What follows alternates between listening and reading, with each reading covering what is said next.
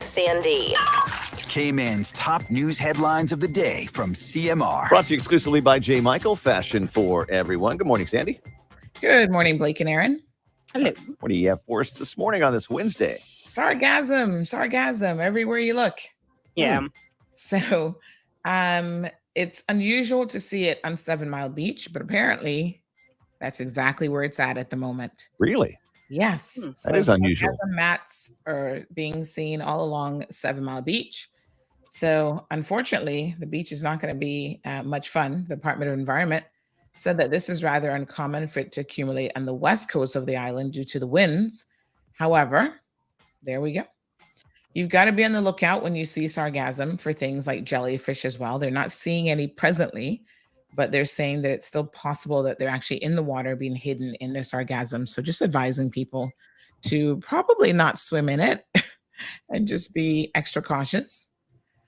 In addition to that, you might have noticed that yesterday the cruise ships were in spots. Yeah. So that was a little bit of weather swells coming in. So yeah, we've got sargassum on 7 Mile Beach and the cruise ships having to dock and spot in any event. I didn't realize until I was flying on the BA and looking at the map. That's the flight map. Yes. That's part of the Atlantic is called the Sargasso Sea. Didn't know that. Did you know that? No. Yeah. Where the name It's a natural phenomenon, obviously, but most of us would rather not have to deal with it. But yeah, there you go.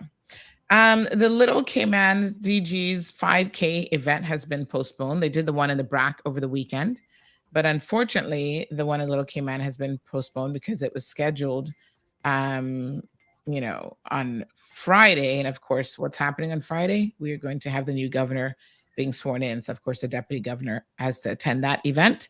Mm-hmm. So they're going to reschedule it until the 28th. So you can still come out, folks. All the folks that live, all 200 of you that live in Little Cayman, please come out and participate in this event.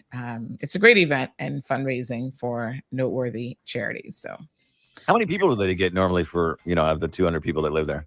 Yeah. How many? No, I think people travel for it, maybe. Oh, do they? Sometimes I think he'll take an entourage with him. Okay. But, something for them to do. They always feel like they get left out. Right. We've heard that a lot. So something for them to do. And congratulations to Royal Bank of RBC Royal Bank Cayman. They raised over $21,000 US at their first ever in-person RBC Race for the Kids. It happened on Sunday, and the money is going to go towards the Alex Panton Foundation's financial assistance program, which helps to fund counseling and mental health therapy services for Caymanian children and youth who are in need. So they had almost 500 participants at this event, very, very successful event. They all had on their RBC Race for the Kids shirts, running shoes. They were out running, jogging, strolling at the beautiful Cayman Bay 5 km course. So congratulations to RBC. Yep. All righty. Yep. So those are some of your news headlines this morning. Thank you, Sandy. Catch Sandy's show right now on Bobo 89.1 FM. We'll see you tomorrow for the Thursday headlines. Fantastic. Have a good one. All right. You too. It's time to... All right, beautiful folks. Where are we at? Wednesday morning already? Woohoo! What a thing. It's hard to believe how the time just flies. Let me grab my links. I can send those out on WhatsApp. Yes. And then I am going to hold on. A lot of stuff to cover this morning, and I've got an event to go to. So we're gonna have a little bit of a short live show, but got lots of fun stuff in store for you guys. So stay tuned. Hold on one second. Number to call during the show. You guys know. Bobo. 936 Bobo. All right. 1 second here, beautiful people. You can also call via WhatsApp if you have no credit.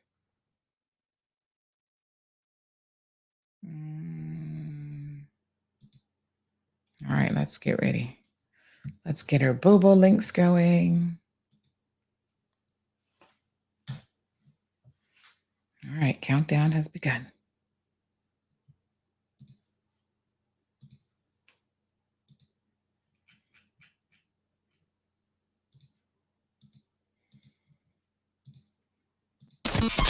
Bigger, better, bolder. The cold, hard truth is taking talk to the next level. Right here on Bobo 89.1 FM, Cayman's community radio. We are still spilling the tea. And committed to being part of the change that Cayman so desperately needs. Join Sandy Hill weekdays from 7:30 a.m. for Premier Access, Cayman Voices, Truthful Thursdays, and much more. Cayman's #1 talk show is now bigger, better, bolder, and more than talk. Getting results with hot topics, consumer reports, court exposés, and more. I've come to set the record straight. I've come to shine the light on you. Let me introduce myself. I am the cold, hard truth. Now, from the CMR studio in Grand Cayman, Live, direct. it's the cold, hard truth. Now, join the conversation on 345-936-2626. That number again is 345-936-2626.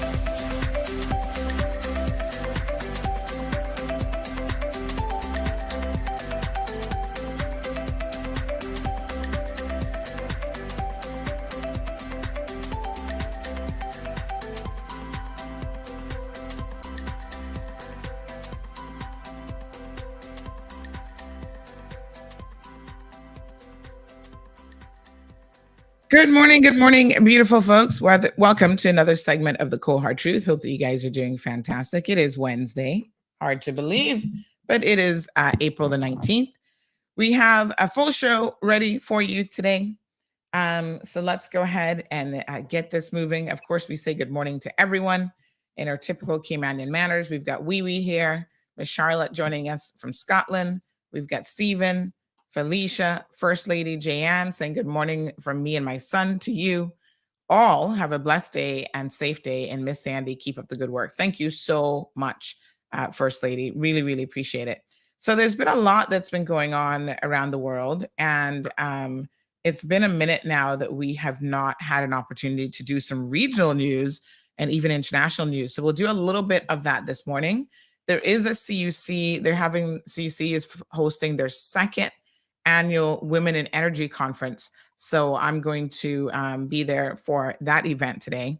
So I'm really, really looking forward to that. It does mean that I have to leave out probably just a little bit early this morning, but not to worry. I've got fantastic content for you. So we have an episode of Cayman Voices, which we are just putting, final touches on that this morning. I had to add one more little photo to it, which I've just done. And so that's ready to go. And in addition to that, we've got some of the content from the Economic Forum. So I've been telling you guys, we've been kind of sharing that sort of piecemeal, and we've got some additional videos on that this morning. But you guys might have heard this sort of breaking news yesterday. This is quite a very, very interesting situation, but you guys may have heard that there was a collapse of a parking garage in the state of New York, in New York City, actually. And wow, I saw photos of it and I was just like, whoa, what is this? This is so crazy. Only one person died in this, but multiple persons were injured. I think 4 or 5 individuals were actually in the hospital. And we've got someone, Caymanian in New York City, who's going to be joining us this morning, telling us her experience, because she's like literally right there. So good morning, caller. Welcome to the program. Hi, good morning. Morning. So it's so interesting that you reached out to us and shared that you were, in the vicinity when this happened. So tell us a little bit about, what you heard and how it all went down. Yeah, so when it happened, I was at school in my meeting for the Black Student Union, and I got a text from my friend saying that a girl said a building next door fell over and that there were people crying outside and that there's like a crowd of people and our residence hall had been evacuated. So when I heard that, like I was telling everyone in the meeting, and we are all like running to like see what happened. And from there, you know, like we started as like news starting like floating around. Yeah, we started seeing like live streams of the collapse, so like of the cars, and it was really bad and everyone was freaking out. Yes, as I said, the building ended up being evacuated, both the residence hall and one of like the building for the classes. And Wow. the school provided food at school for us. They provided like fruits and stuff for us to have. And yeah, we didn't hear like any news until around like 9 p.m. So from like 4 to 9, we kind of like had nowhere to go. We were just like hanging around waiting. By like 9 or 10, they cleared the residence hall safe to go back in, but a bunch of us didn't feel safe going back there so soon. Yeah. At And least for the how night, close so is the give us an idea of how close the resident hall is to this actual parking garage? it's right beside it. Wow. Oh my gosh. And yeah, so it's right beside it, but it's not connected. But the other PACE building, the other building for the classes, is directly connected to it. So the building is completely shut down because they said it's not like structurally safe. So classes are being held remotely today. Wow. So undoubtedly, this must have been an extremely scary experience for you. What were you thinking when you heard when you initially heard that something was going on? Like, what was actually going through your mind? The first thing I thought about was that building collapse that happened in Florida like 2 years ago. Yeah, that was the first thing, because like it's something that I think about a lot, being in New York and being like in a lot of like high buildings. I always think about the possibility of like a building collapsing. Right. So hearing that happened, it was really scary. And I called my mom and she was like really scared as well. But I'm glad that like everyone's safe. It was unfortunate that people are injured and like one person passed away, but I'm glad that like no students got hurt. Yeah. Oh my goodness. Now, I was in New York in January, and of course, anyone who's in NYC knows the proximity of the buildings. It is a concrete jungle for sure. And so, you know, the collapse of one building can certainly have an impact on other surrounding buildings and stuff as well in the area. Is there any concern for your school, like the structure of the school, or does this look like it's just isolated to that one public parking space? So as of right now, the city cleared my dorm building, but safe. But as I said, like the other building for classes, they deemed unsafe. So classes shifted to remote format for the time being. Wow. So I'm sure this morning there's a lot of you know, sort of activity around the epicenter of this parking garage. Are you hearing anything from anyone else or any of your friends or colleagues about kind of what's happening at the location today? I haven't heard anything, but I believe they're still out there cleaning up the rubble. Yes. Yeah. Yeah. This is quite something. And I mean, it just reminds us, how old are you, young lady? I'm 22. You're 22. So you probably don't remember much about 9/11. You were probably very, very young at the time, but you know, it just reminds us that so many things can happen, you know, in and around us that are really, really quite scary events. And this will be one undoubtedly that you will be adding to your memory bank of, oh my gosh, I remember when this happened. I was there, this really scary and unbelievable event. But we're glad that you're okay. Are there any other Caymanians at your university? I know there's one other girl, not sure what her name is, but she's a sophomore. Yeah. Yeah, but everyone, thankfully, everyone is safe. Yeah, everyone's safe. Yeah. Okay, good. All right. Well, thank you so much for giving us a little bit of information. We're very, very happy, obviously, that you're safe and that everybody else at your school is safe. It was unfortunate, as you said, that one person, lost their life because of this. I'm going to show some pictures. I'm just waiting on them to pull up here on the screen for our viewing audience. But I mean, it's just shocking. But it looks like it was the top level of that parking garage that literally just collapsed in. Yeah. Mm-hmm. Yeah. Yeah. Wow. So we'll have some photos here of that. So thank you again, young lady. Try to focus on your studies. I know lots of distractions, obviously, there today in New York City. But yeah, thank you again, and just be safe. Thank you. Thank you for having me. Okay, thanks so much. Okay, bye. All righty. So folks, firsthand account came in New York. Listen, this is not the little island that time forgot anymore. We are everywhere and all over the world at the same time. And so we sometimes become part of the news. We're in the news. We're close to the news. And I'm so thankful that we have this platform where people want to share with all of you what's going on through the Cold Hard Truth and through our daily news buzz. And, it's just phenomenal, really, that she is literally right next door to this parking garage. So what we know, a lot of these buildings are actually quite old. And you'd be surprised. Like when I was in New York, I was looking at a lot of them and I thought to myself, I was asking questions in each year. I was like, why do all these buildings have, because we stayed at a hotel in New York City, right, relatively close to Times Square. And a lot of the buildings have those big water tanks on them. And so I was curious as to, what that was all about. And this is Lower Manhattan, parking garage in Lower Manhattan. And so one of the guys at the hotel, he's actually the IT guy. I was speaking to him for a minute.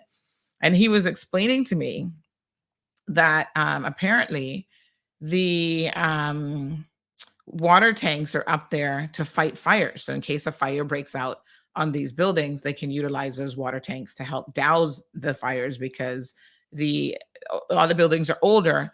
And so the ability for the fire trucks to go up all the way to the very top might be problematic. So they kind of have these backup systems in place to help in the event of a fire outbreak or anything like that. They've got these reservoirs of water, that humongous tanks that literally sit on top of the buildings. So it is super, super interesting to watch this and, to see exactly what sort of played out yesterday. It happened. Let me try to get a time frame and exactly when this happened, but it was sometime in the afternoon, and it shook, obviously, that entire area of Lower Manhattan. The pictures, which you'll see here in a second, demonstrate why a lot of these older buildings are of concern. And I think New York just keeps building on top of each other. And so sometimes they're not the best in terms of the structure of the facility. They've been there for 50 plus years. And you know what is so incredibly amazing, folks, is that a lot of these buildings, they know that they have structural concerns because of age, and the concrete has, been compromised over the years. And in terms of remediation, I'm not really sure how much they can do, but it's pretty crazy. So I'm going to show you guys some pictures here in a second. I'm just trying to get this document to render some photos for me, but here we go. Yeah, so it's I can imagine hearing that explosion and what must have been going through the minds of individuals in the area. So here's one photo that we have. Look at this. It just collapsed in on itself. We all think that concrete is like impenetrable, super strong, but I don't know what happened yesterday.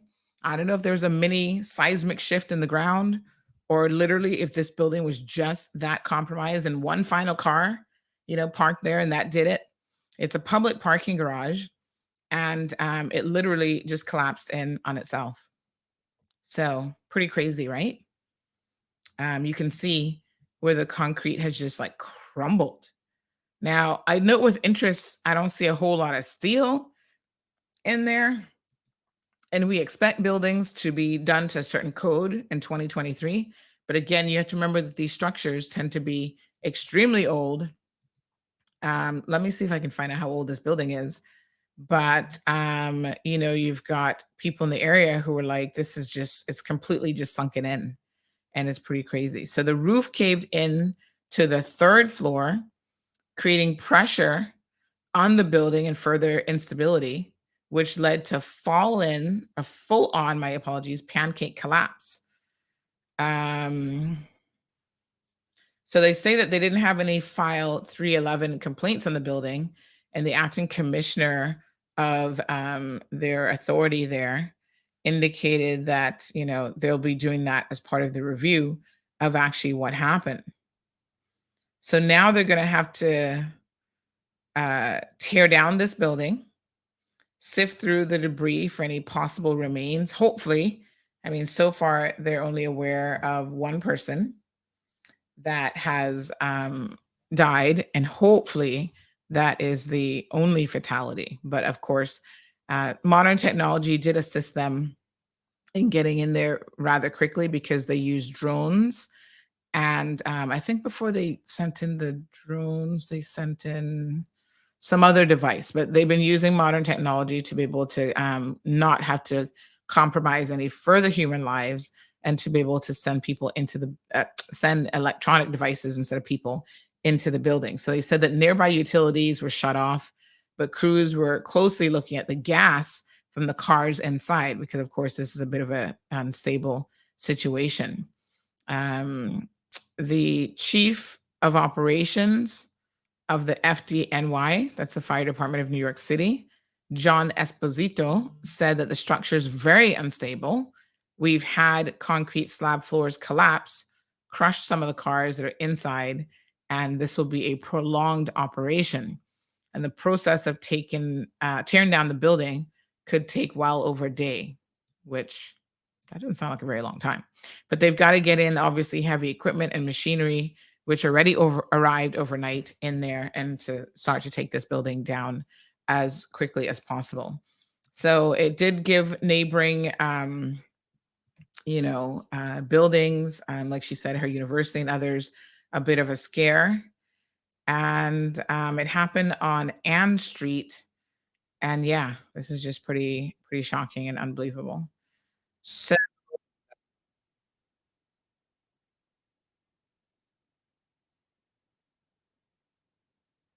we're gonna see if we can get let's see if we can get this video up. 1 second for me.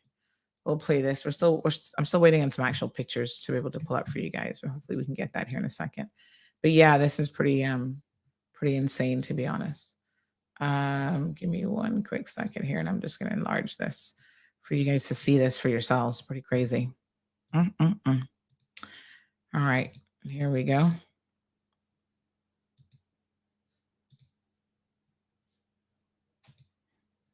Okay, here it is.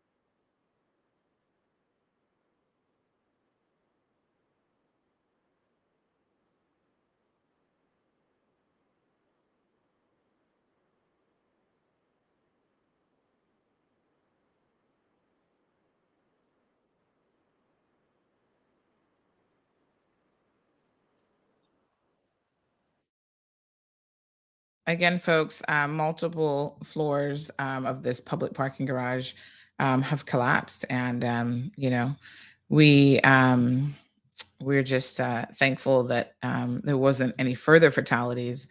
I dare say that one is certainly enough. But yeah, pretty crazy, pretty shocking, pretty crazy. Let me just show you guys some additional photos here of kind of what this looks like. I mean, look at this. You know, cars beneath obviously were impacted by this as well. You see a lot of the vehicles just jumbled up on top of each other. This is another visual of, I guess this is the epicenter of where it kind of all happened. It looks like parts of it just collapsed in, and you can see, cars just have tumbled on top of each other, just like that. Pretty crazy. People below and in the vicinity of the parking garage. And one of the major concerns with a lot of these, when these sort of tragic events happen that relate to buildings, you've always got to be careful, especially with first responders. And it's great that they have the technology to not have to send them in immediately. They can actually use technology to ascertain the situation a little bit better. But even them, a lot of them now will be inhaling very, very dangerous dust and chemicals, just like they did in 9/11. And obviously, this is nothing on the magnitude of that.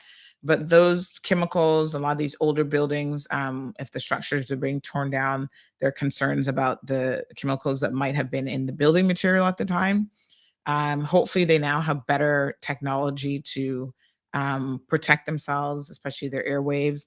But a lot of this stuff is cancer causing, and we've seen years after events such as 9/11 that the rescuers who were at ground zero for a very, very long time ended up dying from very unusual cancers, a lot of it in the lung area, because they were inhaling all of this extremely dangerous chemicals and stuff like that. So our thoughts go out to the people of New York City this morning. Like I said, Cayman's literally right next door to the parking garage. We are very, very happy that they're fine, and that it wasn't any more tragic than this. Pretty crazy situation. Another story that's trending in the region this morning is a shocking story, quite frankly, of a young man who, 16 years old. You guys may have heard this story. He was shot in the head because he simply went to the wrong door. So, I mean, it's so unbelievable. But he was sent to pick up his siblings, and he got the address wrong. And he went to a guy's house, rang the doorbell, and the guy just comes out with a gun. This is America for you. Comes out and shoots the kid in the head, shoots him another time, and now he's been arrested, charged in the shooting of the 16-year-old. It's amazing, trust me, that this 16-year-old kid is even alive. Of course, the homeowner was not being truthful about the incident. He is now lying about, what happened. But because the young man is alive, he was able to somehow communicate and share what happened. He said that the guy, they're actually treating this. I don't know if they've officially charged him yet with with it being like a race crime, but there are some racial elements to this that is really quite shocking. So the guy claims that, he'd just gone to bed and he was afraid, and all he knows is he sees this really big black guy at the door. Well, this 16-year-old kid is, by all accounts, not a really big black guy at all. He's a little scrawny kid that plays in his school band, no trouble to anybody. He was just driving to go pick up his siblings from somebody else's house. He got the address wrong. The house number was the same, but it was the wrong street. And then lo and behold, this guy comes out. You open the door, a guy opens the door. You ring the doorbell. Guy opens the door and literally shoots you in the head. And then the most egregious part of this story, and it shows you how I guess we have all become so incredibly, I don't even know what the word is for this, but just, you know, hardened is probably the most appropriate word that I can think of. We've all become so hardened that after being shot multiple times, trying to crawl for help, the first two homes turned him away. He finally got to a third home that was able to call for assistance. Can you believe it? So have a look at this news clip, folks. Outrage is growing today over the senseless shooting of a 16-year-old boy, all for ringing the wrong doorbell. Ralph Yarl was shot twice in the head after mistakenly going to the wrong house to pick up his twin brothers. We spoke to his aunt. He was able to get up and run for help. He went to a few houses. The third house that he went to, he was told to put his hands up and lay on the ground. This was the house young Ralph was supposed to go to on 115th Terrace in Kansas City, Missouri. But this is the house he went to by accident, 115th Street. A mistake anyone could make, even a grown-up. The houses are around the block from each other. It was 10 at night. The family says the teenager rang the doorbell where he thought his 11-year-old siblings were visiting. The homeowner opened the door and fired at Ralph. The bullet hit Ralph in the head. When the teen collapsed to the ground, the homeowner reportedly shot him a second time. Protesters took to the street furious that the homeowner, an 84-year-old white man, was taken into custody and released an hour and a half later without charges, pending further investigation. The homeowner's house has been defaced with graffiti, and you can see where eggs have been thrown at the window. Prominent civil rights attorney Lee Merritt is representing Ralph's family. We're particularly concerned about why this suspect hasn't been arrested and why this family hasn't been provided the normal, what we deem as normal due process. I spoke to the mayor. I'm heartbroken and angered by this situation. I think race had a lot to do with it. I'm not sure if this wasn't a black child that we'd be having this conversation now. So I get the outrage. Celebrities like Halle Berry are speaking out. This innocent child is now fighting for his life. This should not happen. All hands on deck, writes Oscar winner Viola Davis. Bring the appropriate charges, says Kerry Washington. Ralph is a scholar and talented all-around kid. He played the sax and clarinet in the school's marching band. He also performs at school concerts in the jazz band. How is he doing? It's day by day, you know, he's alive. I think that's the key part, is that he is alive.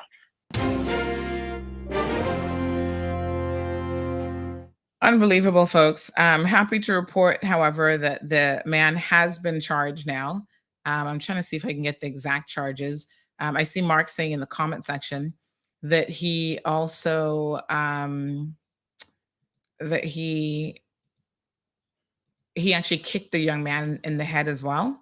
My God, I'm shocked.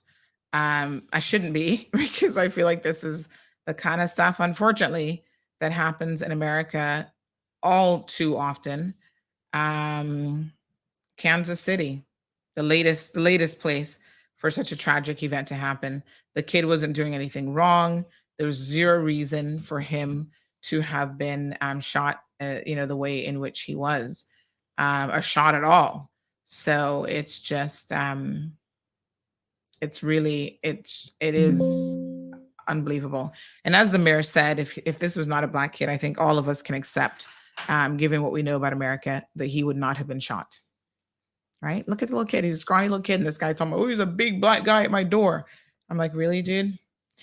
Contributor and civil rights attorney Shauna Lloyd joins me now for a little more context. So, Shauna, the Clay County prosecutor says there was a racial component to all of this. So let's discuss that and how it could play into the prosecutor's case. There's absolutely a racial component here, especially when we hear statements being given such as there were no words exchanged. So that means any feeling that Mr. Lester would have been based strictly on appearance. And so what we see is that there's absolutely a racial component to this, and it's going to play into the prosecution's hands as far as their case in chief and proving that it was a racially motivated crime. So earlier today, Shauna, on GMA3, Ralph Yarl's aunt, Faith Spoonmore, and family attorney Lee Merritt shared their thoughts on the charges against Andrew Lester. Let's take a listen. Are you satisfied with these charges?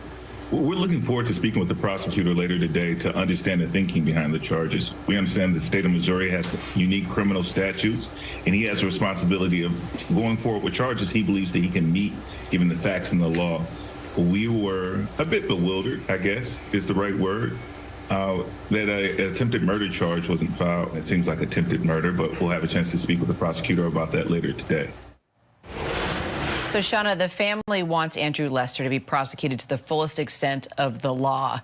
So I want to get your reaction to that. But then I can't help but look at that mugshot and think, oof, I wonder if something is going on with this guy. He's older. You know, could there be something else happening here that we don't know about?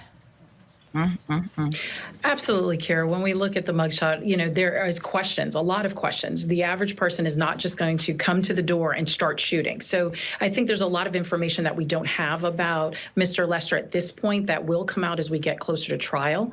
I also agree that I'm very surprised that an attempted murder charge was not sought out by the state in this particular case, especially looking at the initial information that we have coming out of this incident. There wasn't a lot of information for Mr. Lester to have made an assessment, more or less to begin shooting. So I'm actually very surprised that there wasn't an attempted murder charge.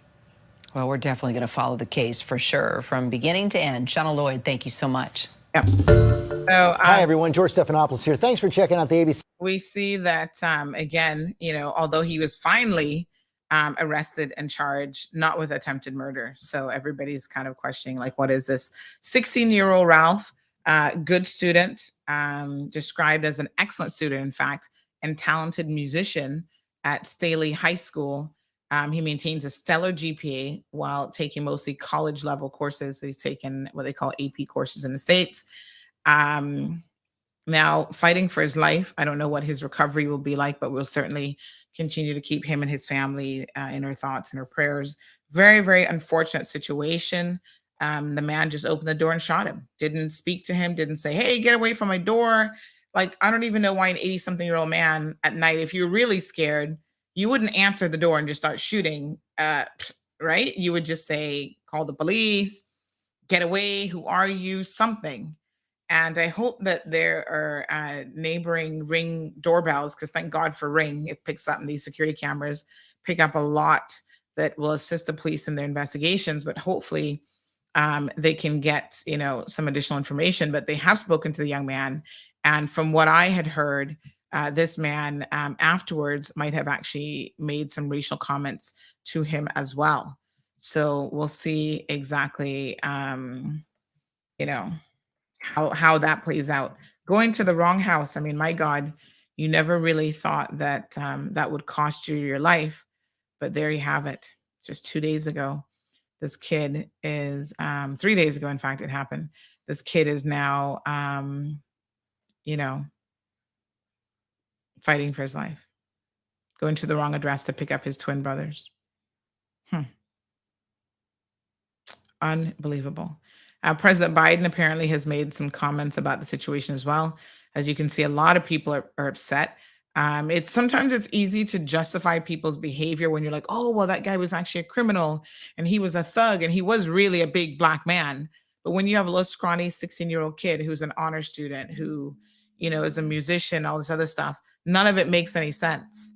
And this is not the kind of person that should have been shot. Nobody deserves to be shot like this, like a dog in the street, or worse than a dog, actually. But this young kid definitely is not the MO that anybody in their mind could justify saying, well, maybe there's a little bit of doubt in his mind because this dude did look like he just got out of prison full of tattoos and whatever. That's not the case here. And it's quite interesting that a lot of the celebrities have decided to put their, you know, very, very powerful voices behind the situation, and they're calling for something to be done. Good morning, caller. Welcome to the program. Good morning, Mom. How are you? Good, thanks. How you doing? Oh, well, after hearing about the story from last night, I thought it was, but I'm glad that you were highlighting it because, you know, today I have more details. But the kick in the head after the 2 shots to the body from somebody 85 years old. But that is not as horrible as somebody going 2 doors down, house number 1, house number 2. You're going to turn a young person away with that shot to the head. That's not good when it comes to blood and all that kinds of stuff. There's profusions of blood all over the place with a head wound. You know, America needs to take a look at this and their regular gun violence in schools and stop pinning up their noses at warlords, quote unquote, just using air quote, Mr. Putin. They ain't no better. This is a climate in America. It's horrible. And as a Black woman, I'm all upset. What police to assist? I said, which police? There is no police that you're going to give assistance to in America when it comes to a white on Black crime. There is none. But anyway, I don't know how we say as Black people. Anyway, we're all over the world. And have a nice day today because this is brutal. Thank you. Thank you so much. Did you have another caller joining us via WhatsApp? Good morning, caller. Welcome to the program. Morning. Mhm.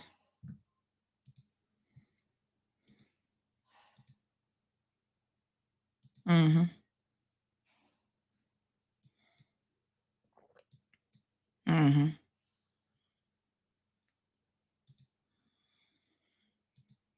Mhm. Wow. Mhm.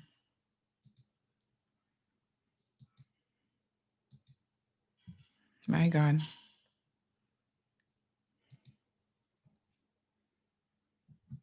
Mm. Mhm. Because of how angry I am Mhm. at these things and how close it can be to one of us in the Caribbean. It can hit it can happen to us because you said it already. Mhm. Cayman is no longer just a little forgotten dot on the map.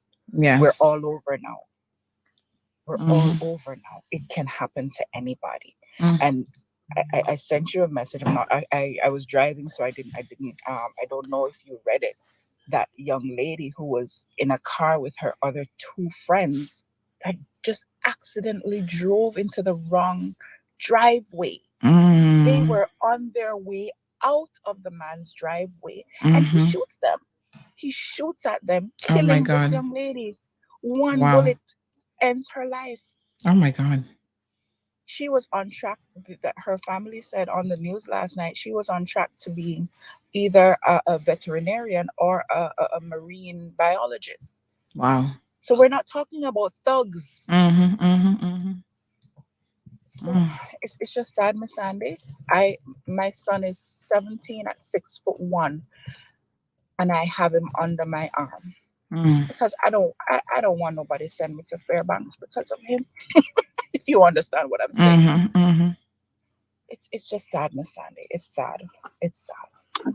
Wow. All right. Have a great day, Miss Sandy. Thank Keep you, doing my what you're dear. So my God, turning on the wrong driveway gets you shot and killed. This is a man in upstate New York who got charged after shooting and killing a woman who mistakenly turned in his driveway. I mean, it's just it's unbelievable and shocking that Americans have just gone this far with the gun violence because everybody has access to a gun. Everybody has a gun.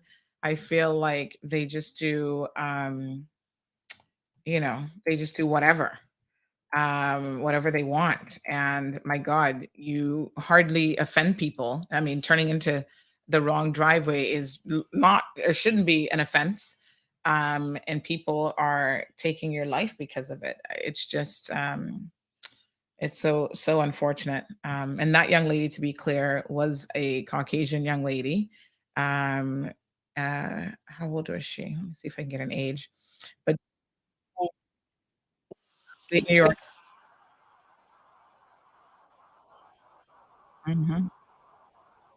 So this one accidentally turned into his driveway. Um, it's scary. I mean, I think I think living in America now, anybody would be afraid, regardless of who you are.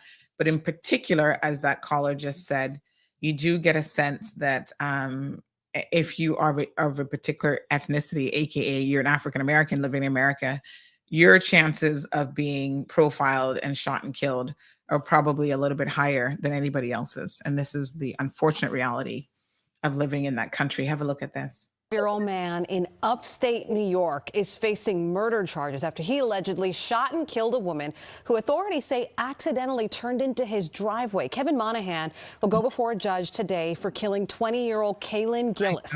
According to investigators, Gillis and 3 other people accidentally turned into Monahan's driveway in Hebron, a rural town bordering Vermont, while looking for a friend's home over the weekend. Investigators say Monahan fired 2 shots from his front porch and 1 bullet killed Gillis. There was no reason for Mr. Monahan to feel threatened, especially as it appears the vehicles were leaving at the time. So, a GoFundMe page was created to help Kaylin Gillis's family pay for her funeral. So far, it has raised $65,000.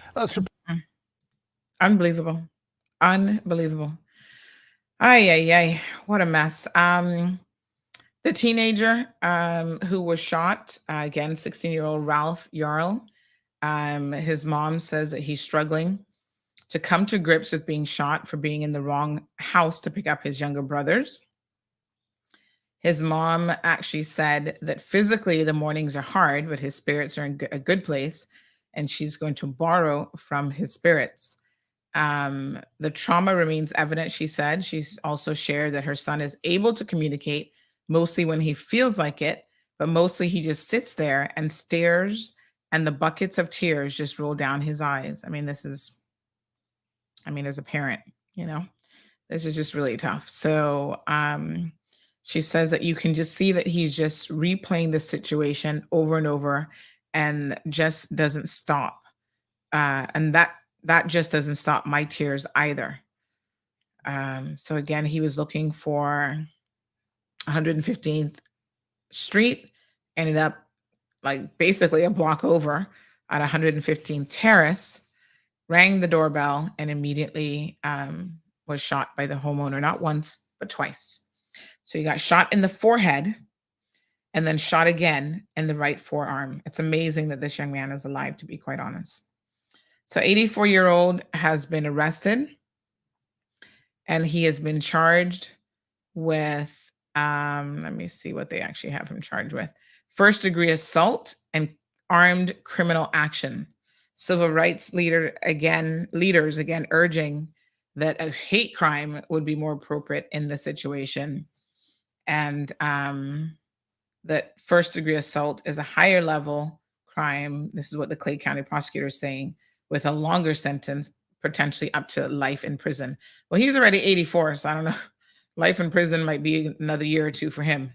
But this, again, is a very unfortunate situation. So we'll keep little Ralph and his family also in our thoughts and prayers, as well as that young lady's family as well. Yeah, it's just unbelievable. But they'll continue their investigations, and we'll see kind of where this goes. But you've got to be, you got to be careful. I mean, trust me, I even with a GPS, you can make a wrong turn. You can accidentally. Now, this has me thinking when I drive in the U.S., if I'm going to do a U-turn or turn around, I better not do it in somebody's yard, honey child, because these Americans are crazy. So yeah, I'm just thankful that these days I only need to go there to shop quickly.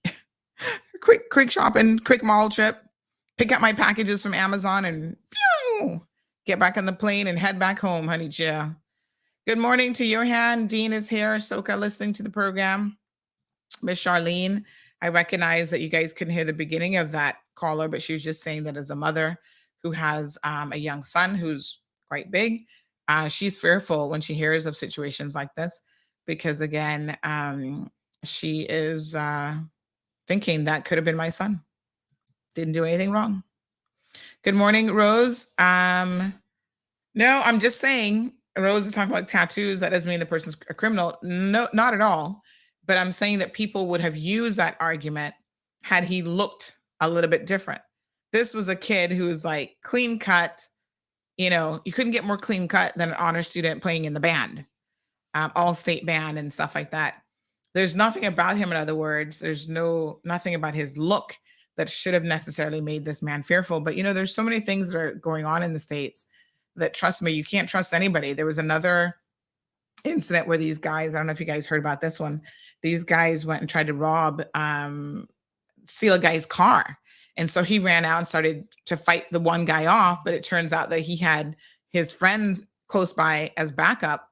And then they came running and they end up beating this poor guy up. The car didn't get stolen in the end because I think his wife or somebody came outside yelling, "We've called the cops." And they kind of ran and took off.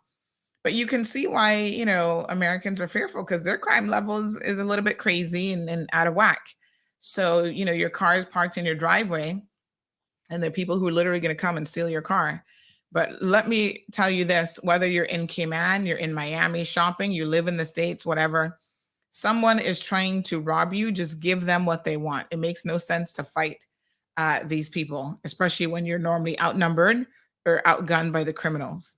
It doesn't really make sense to fight for physical possessions that you can replace because your life is much more valuable than that. And this guy really took a beating. To be quite frank, after he tried to, you know, prevent the one guy from stealing the car, the other guys came and they were kicking him and beating him up and that sort of thing. So America's crazy. The world is crazy. Just take extra precautions. I got to tell you that now, even when I travel to the States or anywhere, really, the States, Jamaica, going on vacation, I don't wear jewelry anymore. I put on a little cheap pair of earrings and a little El Cheapo watch. And that's it. I'm not trying to entice anybody. I'm not wearing my beautiful Cayman pendant because they see that. They're like, "Ooh, that's a beautiful Cayman pendant. She must be rich." No, honey child. I'm a poor little squirrel trying to get a nut here in this world. You don't need to target me. I ain't got nothing that you want. And I don't be wearing nothing to make people think that I have anything. Leave the wedding rings at home. Leave the nice watches at home. I'm not rolling out. I don't own a Rolex, but if I owned a Rolex, I would not be out just wearing it, heading out in Miami on vacation. Because people watch you. They even sometimes will steal your luggage. I'm ordering some of these luggage tags to start putting in your luggage because sometimes your luggage just accidentally disappears. But sometimes people steal it as well. But you know why a lot of times they steal it? Because y'all be trying to walk around with designer luggage. They don't know what's on the inside, but they want the suitcases because I need Louis Vuitton suitcases. No, you don't, honey child. Get yourself some little cheap knockoff brand that nobody has ever seen before because that will not necessarily make people think that, oh, maybe there's something valuable in the suitcase. But you can't even trust the TSA agents because they're sitting there stealing stuff from you as well. What a crazy world. Charles, good morning. Says the way a person looks isn't a reason for them to shoot you. Most certainly not, but we know that that's exactly what's happening in America and probably other places. You're being targeted because of how you look. And there's nothing you can do about the color of your skin. Oh, so sad. YouTuber 345 says there's also a 20-year-old woman who was shot and killed. Yes, we were just talking about that one as well, YouTuber. We were just talking about that young lady also. Again, another very, very tragic situation. I feel like today is all bad news, but let's not make it bad news because we do have an amazing segment coming up for you of Cayman Voices. And then we're going to play 2 snippets of the Economic Forum. There is a CUC. I mentioned it earlier. There's a CUC. The second annual, I guess, is going to be an annual event now. It's a good idea, I think. Women in energy. So of course I want to be there as a woman and someone who's interested in where the world of energy and renewables and stuff is going. I think it's extremely important to be part of that and to see exactly, you know, who these women are, who are these women that are going to be movers and shakers in the world of energy here in the Cayman Islands. So a few guest speakers are lined up for that. So Sargasm, I'm just going to do a couple quick news bits and then we'll play the audio from the interview. Big shout out to Deal Ebanks. I appreciate him doing this interview yesterday. I know you guys are going to love and enjoy it. Good morning, caller. Welcome to the program. Hey, good morning, Sandy. Let me just give you guys a quick advice, especially when you're traveling. I'm not sure if you know this. Never ever put your street address on your name tags, because what a lot of people do when they're staying in, if you're staying in Miami, whatever, or even coming back home, what a lot of people would do, they'll watch your suitcase and look at the address and then follow you to that address. Okay, so never ever put that. And also, if you're going to be traveling overseas, those zip ties that you see at the that you could get like at Parker's, and you know the little tie straps, use those and zip tie, put it through as a lock. But what you tend to do is put the zip tie through that and to the handle, so it enables your zipper to move. Because what a lot of people would do, which I'm not sure if you know, they will take a pen and put it into the zipper, bust the zipper, open your bag, and close the zipper back, even if you have a lock on it. So I'm not sure if you've seen that trick before, but what if your suitcase, you remember, like if your pants zipper bust, all you do is zip down your pants and then zip it back up and it closes. So basically what you do is take a pen, they could put it between the two zipper parts, open it up, open back up your bag, put whatever, take whatever out, and then zip it right back closed, and your padlock is locked there. But if you zip tie that to the handle, that can't be moved at all. So you know if it's being tampered with.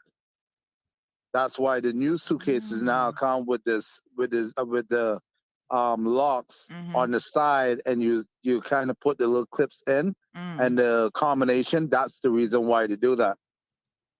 All right. So that's one of the things. Also, if you're going to be going to the States, make sure you park close to the what do you call it, to the mall.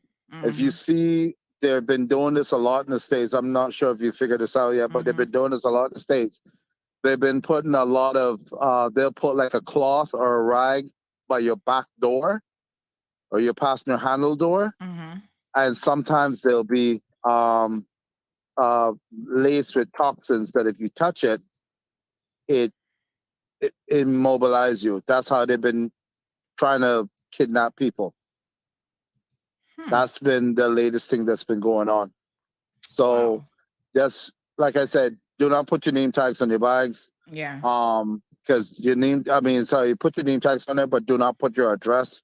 Just put a contact number and that's it. Do not ever put an address on it, because that's one of the other things. And with the zip ties, is it cheaper than a lock? Because the zip ties is like, $1 or $2 or whatever, and you can have a couple inside. I'm not sure if you've seen the thing that with the TSA lately.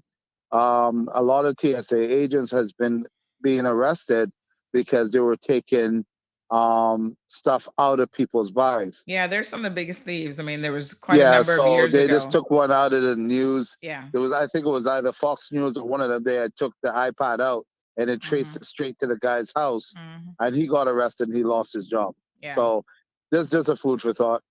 Thank you so much. I appreciate it. All right, no worries. Yeah, I know there's the TSA agents, my dear, they're some of the biggest thieves this side of the Mississippi. There was years ago, probably maybe 5 or more years ago, there's a big case that was busted in Miami International Airport. They had a whole ring of these criminals that worked for TSA, and all they were doing was stealing people's stuff. I mean, I don't know what the value ended up being, but it was a lot. And, you can't trust the people at the airport. They're thieves and criminals, just like other people, I suppose. And so, it was shocking that there was a organized ring of thieves at the Miami International Airport. And a lot of them were, this is exactly what they were doing. They were opening up people's suitcases and taking out valuable electronics and other stuff. What I started doing years ago, and I haven't because I haven't really been traveling recently. I haven't done it recently, but I would actually take a picture or know which suitcase has what. Because let's be honest, Caymanians run to Miami. You're like grabbing stuff. Like me, I go to my mailbox, I grab a bunch of stuff. I might go into Walmart. When you come back, you don't even remember what you bought. You know what I'm saying? You're like, oh, did I buy this? Or, for me, I might order something months out and it's been sitting at my mailbox for 1 or 2 months. I had just, when I went the other day, stuff from December that was supposed to be part of my Christmas gifts got delayed. And so I'm now just picking it up in what month was last month? March. I can't remember what I ordered in December. So people take advantage of you and advantage of these situations. So it's always a good idea to jot down as you're packing your stuff, what's in each suitcase, take pictures of it if you can, just so that you can have a record of what you've got. Because believe me, these individuals are just unbelievable. They'll steal anything. And they will steal all of your valuables, your clothes. I mean, never pack jewelry in a suitcase, obviously. But yes, they will take anything that they can get their hands on. And there's lots and lots of scams, folks, that are going on. And so I think that, you've got to be as careful as you possibly can with these things. So let me just read a few more comments here that have come in on the WhatsApp. We're going to have Kevin, who's going to pop in just a second and kind of monitor the stream for me. So this person says, listening to your show about the New York City garage, what they do is they take a lot of the old structures when they remove the buildings in the concrete, and then they put a parking garage on there, because New York City has a shortage of parking on the streets, and the city don't let you park on the street. So these parking garages, they buy these all homes that are burnt out, and then they make parking garages out of them. Very, very interesting. Another person says robotic dogs were sent in first. Thank you. Yes, and then they sent in the drones after the robotic dogs. And while shooting him, he said, "Don't come around here." And he was turned away from 2 houses. This is the young man now, 16 years old, before he was helped by another person. And he was told to put his hand up before he passed out on the ground. His aunt's account on the news last night. Can you imagine being shot in the head and the forehead? Nobody's going to help you. And then they're going to tell you, put your hands up again. Unbelievable. So very, very sad.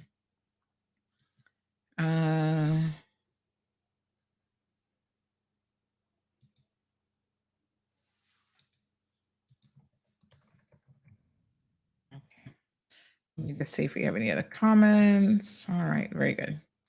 Okay, pretty crazy. So Soka says, Mark, if someone wants to get into a suitcase that bad, they'll just take a knife and cut it open. Well, hopefully some of these airports have increased security to make that less of a possibility, get hard cases. Alejandro says, I beg to differ. Them yardies be bleaching their skin. They don't know what some of them are, so can say anything. You can do so. What some of them are, so can say nothing you can do about your skin color. Alejandro, you can bleach all you want. You're still black. And you still have all your black features. You can't bleach those away. And you'll still get shot. My goodness. Morning to Perla. She says, how you so pretty? So, oh my goodness. Thank you. Miss Dean says, our beautiful black skin. Yes, it's not beautiful to everybody. Silka says a TSA worker had a room full of alcohol from passengers' bags. Haven't heard anything like that for a long time at Miami International Airport. The new baggage sorting system is top notch and cameras everywhere. Well, that's good to hear. Chloe, good morning, says, I would like to say that Cayman is not there yet, but we ain't far away either. I remember driving to the Kimpton Hotel looking for the clinic HSA had sent me to get a COVID test, and we were confused and saw a white couple who asked if they knew where the clinic was or if there were any security guards we could ask. The lady looked at us and said, we shouldn't be there, and turned her back. All we did was reverse and drive out. This was at the Kimpton Hotel? Why wouldn't you? Anybody can be at the Kimpton Hotel. That's crazy. It's a hotel. It's not a private residence. Wow. Lucille says, Sandy, good morning. In these days, it doesn't matter where you live, where we are not safe. We do not have to wait on sickness to take us out. We only live under the protection of God. It's crazy. Really, really crazy. Darlene is asking reverse and drive out. This was actually at the hotel. I am a little bit confused by that because the Kimpton, you can't reverse. You go around in a circle. So I'm not really sure where you drove into, but still sounds a little bit crazy. All right, folks, please sit back, get your cup of coffee and tea ready if you haven't done so already. I had an amazing interview with Deal Ebanks from the beautiful district of West Bay. This is part of our Cayman Voices series. Let me remind you what the Cayman Voices series is all about. It gives us an opportunity to really delve into our history as individuals and our history as a people. Believe me, when I tell you that we are all so incredibly interconnected. It's a small world out there, really and truly. I've heard of some amazing stories where people go somewhere and they run into Caymanians or they run into someone connected to the Cayman Islands. And, you just never know. But our history, our individual history becomes our collective history. And so we're doing this series and we want to thank, we've got 2 sponsors on board. And by the way, anybody who wants to sponsor one of these segments, you can certainly reach out to us. But thanks, big shout out to University College of the Cayman Islands and the DART organization, who's made it possible for us to bring you these series. We do 2 a month. Sometimes the people that we're interviewing, because they are older individuals, so really this series is meant for 60 plus. They are, I'm going to eventually expand it, but that age group is so critical. Like when you're 80, 90s, even 100, we had a lady yesterday who just died, bless her little heart, 106 years old from East End. She passed away. Our condolences to that family. Miss Rena Alexander of Bodden Town, my apologies, not East End. She passed away yesterday morning. We're losing our elderly people for sure, as is normally always the case. But their stories are amazing and impactful, and you get a sense of where we've come from, right? How we have developed as a country. And it's so interesting to see in the eyes of different people how their family history and what they know about the history of their districts and so on has really made a difference. Like Deal, my apologies, is going to talk about the fact that, he's born in the last standing, old time Wattle and Daub house in that area in West Bay. So you'll get to see that home in the video. His aunt, I think it was, became the first tour guide back in the when I say tour guide for cruise ships, I think it was the 60s. And one of the first places that was like a tour destination was what we now refer to as Hell in West Bay. It's just so fascinating to learn these little nuggets of our history and who we are and where we've come from. Cayman has developed very, very quickly in a short space of time, so quickly that there are aspects of our development, unfortunately, that have not kept up. So we've had this amazing economic boom, infrastructure development, and there are things lagging behind, including the development of our own people has often really, really lagged behind a little bit. But it is interesting. I love doing these interviews. Every single one is an amazing journey down memory lane for these individuals. So if you know of anyone who would be an asset to and trust me, everybody's an asset to the series Cayman Voices, please reach out to me. Send me their contact information. Sometimes, because they're elderly, I have to work with the family members to arrange it. But we'll do whatever it takes to get these stories recorded. This is part of our collective history, and I feel there's a sense of urgency for me for sure that we record it. These people are seamen; they're a dying breed. We lost so many of them last year, and more and more, they're fading away. And the memories that they have in their heads, unfortunately, is dying with them.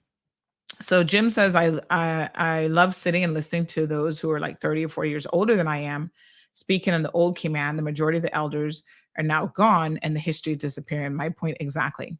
It really, really is disappearing. Good morning to Ms. Morna. She says, I'm here, Sandy. Good, good, good.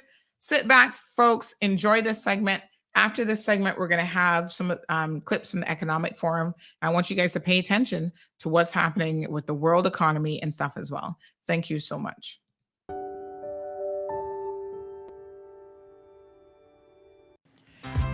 Cayman Voices was a dream that I had for several years now.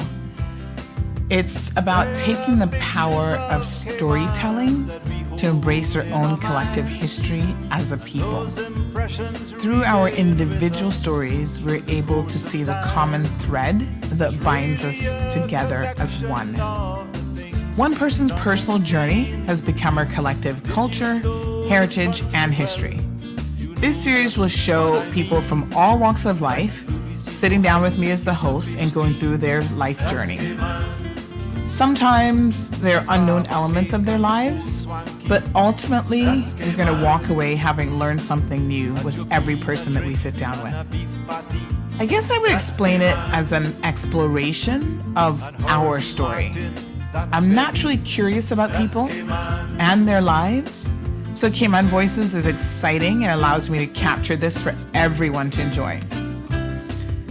We are seeking out Caymanians, multi-generational, as well as some who have moved here to, uproot their entire lives and to make this their home. This dream would not be possible without some sponsorship, and so I'd like to thank the DART organization for stepping up to the plate to ensure that we're able to deliver regular monthly content for our viewers to enjoy. So sit back, kick up your feet, turn up the radio, relax, and listen to Cayman Voices. Nor'wester waves in Hogstye Bay, that's Cayman. Pirates Week, East End Day, that's Cayman.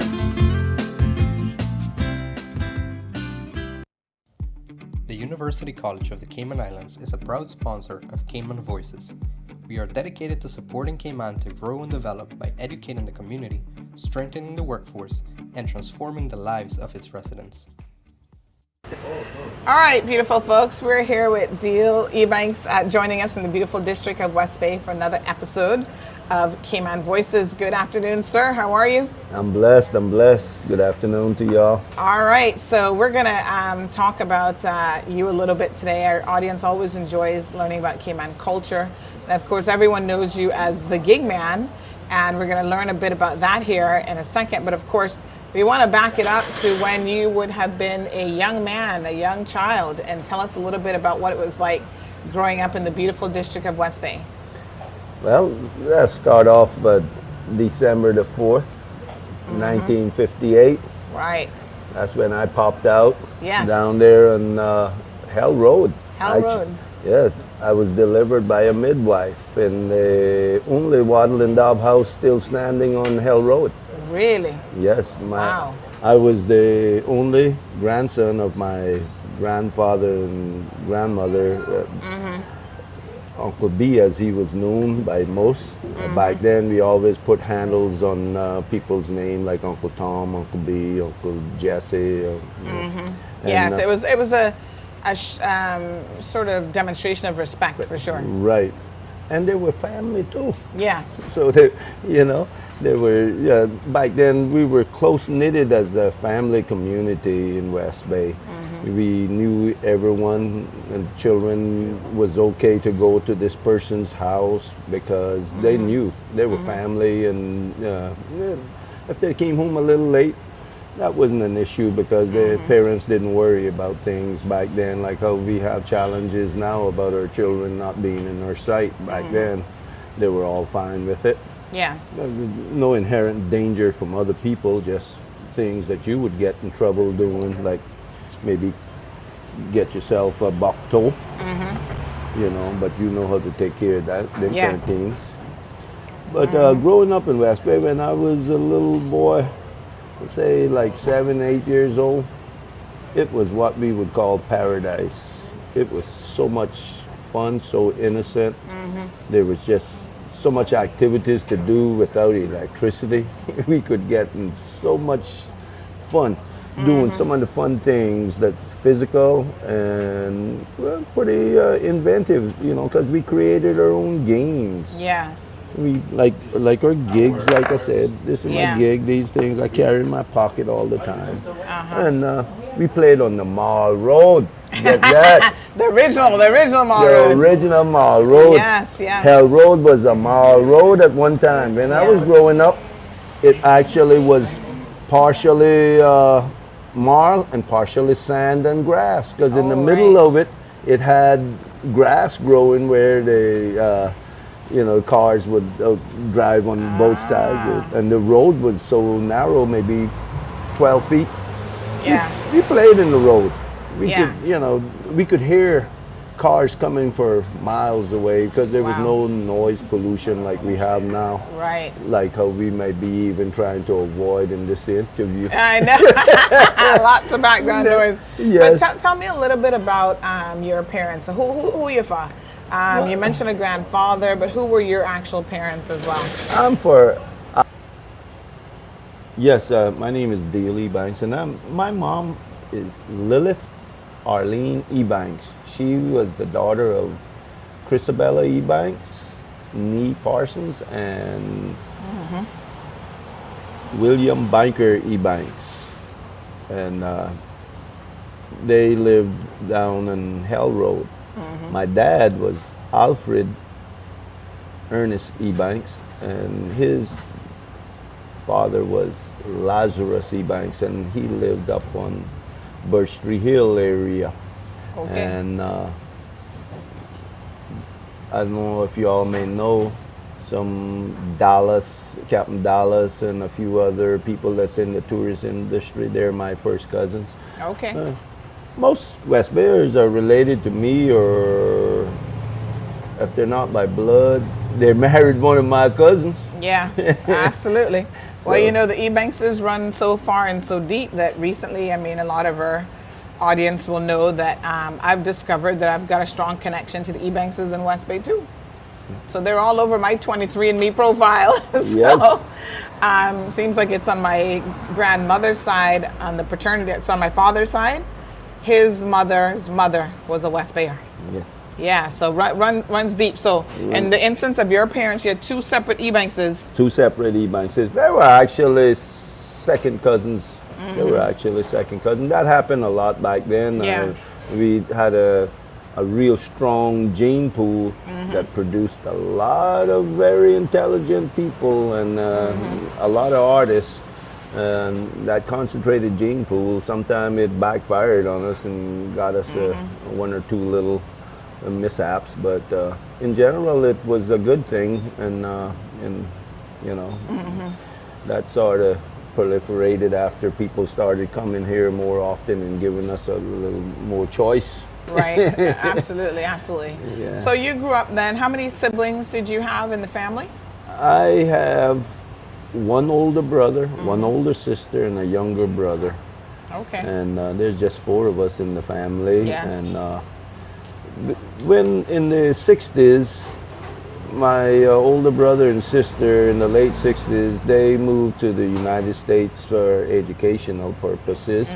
And then it was just my little brother and my mom here, while my dad was, he was a seaman out of Port Arthur, Texas. And we have probably more, I wouldn't say more, but we have quite a lot of Caymanian descendants down in Texas in the Gulf Coast area. And you know, that's where my dad moved because he was a seaman, and that's what we did. You know, we went to sea. I am a son of a sailor myself. And when we moved to Port Arthur, it was just a bunch of Caymanians that was there. My other relatives were there, and so it wasn't a big transition from that point, because I still had my food there. There was, you know, Caymanians to cook food. We couldn't find a lot of things like bread, fruits and stuff, but you know, we did make you know, do with what kind of foods we had. Lots of seafood out of Port Arthur area because the Gulf is right there, so we had lots of fish and stuff still. Right. So our cuisine and our, you know, culinary culture was still kept alive pretty good. And of course, when I was down there, I still made these little things. You started making. We're going to get into your history yes, with those in a I second. like these things. That's an amazing part of your story for sure. But so you grew up then in the Hell Road area. Right. What was like an average day for you? You went to school. The West Bay Primary School was still where it is now. Right. The town hall and the little school. We had the big town hall and the little school. And I think it was in 71 where they built John Cumber Primary and completed it. So my class year was the first year to be in the new school there. Okay. So when I finished in 71 from the what we call John Cumber now, I went to Georgetown High School, or Cayman Islands High School in Georgetown by off of Walker's Road. And they had just built 2 new buildings, the Alpha and Omega building, and our class was the first to occupy those. So a lot of little first things happened in 72. 72 was a real transitional period for Cayman in a lot of ways. Like, you know, we had just got our new currency. Yeah, and what was so much fun back then, we had threepences, the English pounds, and shillings, and half pennies, or called halfpennies, and all those kind of big old pennies. And then we had the American money was still here, and you know what we call, I think we call them greenbacks back then. Yankee dollars and greenbacks. And then we had Jamaican money too. And then we had our own. So there was 4 currencies that was pretty prevalent. You would buy your turtle meat with all 4 type of currencies, and then gradually it faded out. You know, after Jamaica money just wasn't real valuable anymore, and then that faded out, and then we still have the U.S. dollar, but the pounds are no more found on the streets like it used to be. But, you know, those are transitional times back in the 70s. And that's when we happened to move away right before the real, I would say, financial boom started to happen. So tell us about your before we get to when you kind of went away then to Texas. Tell us a little bit about, as a kid, growing up in West Bay, what was like an average day or week like for you? What did your parents do for a living? You know, what was your home life like? Well, being like the sort of the oldest grandchild then, because my brother and my sister had moved to Texas, then so they had moved. Your father had moved ahead. Yeah, he had moved ahead, and it was probably about 4 years later before he moved us, the whole family, down there in 72, in the summer of 72. Okay. But before that, my average day was basically get up early in the morning. Yeah. So my average day usually started about 5 o'clock in the morning as a little boy. I would get up and go over across the street to my grandfather's house, and I would wash out all the milk bottles, and be sure that the smoke was still burning for the cows, because the mosquitoes were still there. They were pretty bad still, and back in the 60s, and that would be my average day, to clean up those bottles, to get them ready, so that when I help my grandfather milk the cow, then we would fill the bottles up, and then I would, when the sun would be rising, then I would hurry up and jump on my grandfather's bicycle, a big old Hercules, 28-inch. I had to reach up like that to get the handlebars.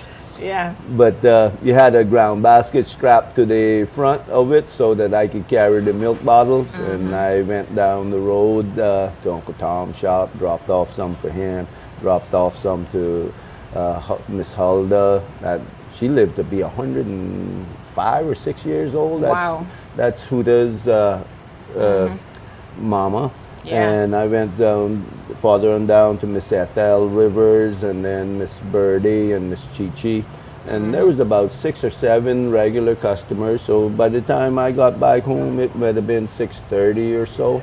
And so what were you doing with these milk bottles? You wash them? I washed them, fill them up with the milk. Okay. So And you then- went to the cows? I went to the cows. I milked the cow. Yeah. Okay. You know, milked the cow with my grandfather, and then he milked it in a big milk pail. Yes. And then we had funnels that we would pour it in. We had some half gallon bottles, and then we had the pints, and then we had the fifths. All the rum bottles we would use for milk bottles. And Okay. And so this was the business that your grandfather was in then? that was just part of just everyday things. Okay. He was a farmer, and he stayed home. He didn't go to out on Mosquito Keys too often after Okay. he started having his children with so many girls. Okay. He decided to stay home, and he had a lot of carpenter skills, and he was the dentist in West Bay. He was the only dentist Oh, really? in West Bay. Okay. Yeah, and that's why my teeth is so good, because I seen what happened to them people that didn't take care of their Oh teeth. my goodness. Wow. Yeah, and if So you he was a dentist, and then he also supplied people with milk. How many cows did you guys have? we had probably about 6 cows, Okay. and we had like 3 different grass pieces. But the milk cow with the calf, we kept behind our house close by, so we could keep an eye on it. Yeah. And then my grandfather also had lots of property with silver thatch palm on it, and he supplied the turtlers with the tops when they're going to Mosquito Key. They would take their tops with them so that they can build their huts and stuff out on the keys. And they would Right. take all the mangrove sticks to build their crawls and to build their little, you should have seen that, how they had a little lean-to built over the water. Oh, wow. And in the keys, and then they would sleep in there, and they're called turtle rangers. So the turtle rangers would come and get the tops and all the thatch leaves from my grandfather, and because he harvested a lot of those. And he was a basic farmer, and he had lots of food around the place. We had 23 different fruit trees around our yard that we grew up with. And so food was abundant. We didn't have any issue with food, and we usually bartered a little bit with different foods. You know, if we wanted fish, then my grandfather would give them some bread kind, sweet potatoes or breadfruits or whatever they needed, and basically that was how we conducted business on a daily basis. There's a lot of bartering went on. Okay. So he had all these cows, and a few then were available for milking. So your responsibility was to wash the milk bottles and then do the deliveries, basically. Right. Yeah. I was working for that little calf. My grandfather told me that he was going to give me that calf after it's weaned from the mama. But he made that calf drink on that mama for maybe almost 12 months before he weaned it. Yeah. And so I had to wait a full year before I could say it was my cow. Yeah. Okay. And, but another story goes Yes. with that I don't want to talk about that. All right. Right. So you did your deliveries then on your grandfather's bicycle. Yes. What did you put the bottles in? A little basket or what? Yes, we had a little, like I was saying earlier, a little sand basket strapped to the handlebar, and they fitted all 7 of my bottles of milk, and that's usually all that I carried, because each customer, that's fresh milk now, so each customer got it fresh daily, so they didn't need a whole bunch to put in the refrigerator that they didn't have.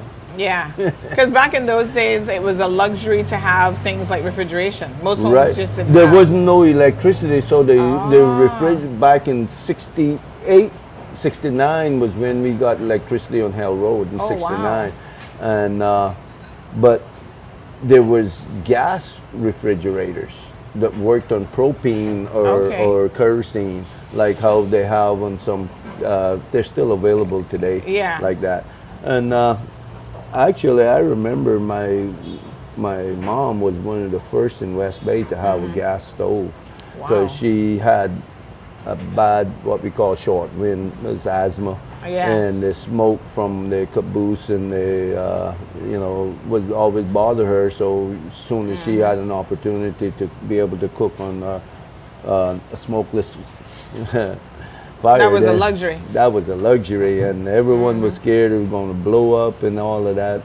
My mama taught me how to cook and the children how to cook from a young age, and she didn't like really cooking. Because it bothered her a lot. She didn't, because she had bad asthma down here. And when she moved to Texas, not a lick of asthma since. Not a lick. It must be something in this beautiful environment that was aggravating her.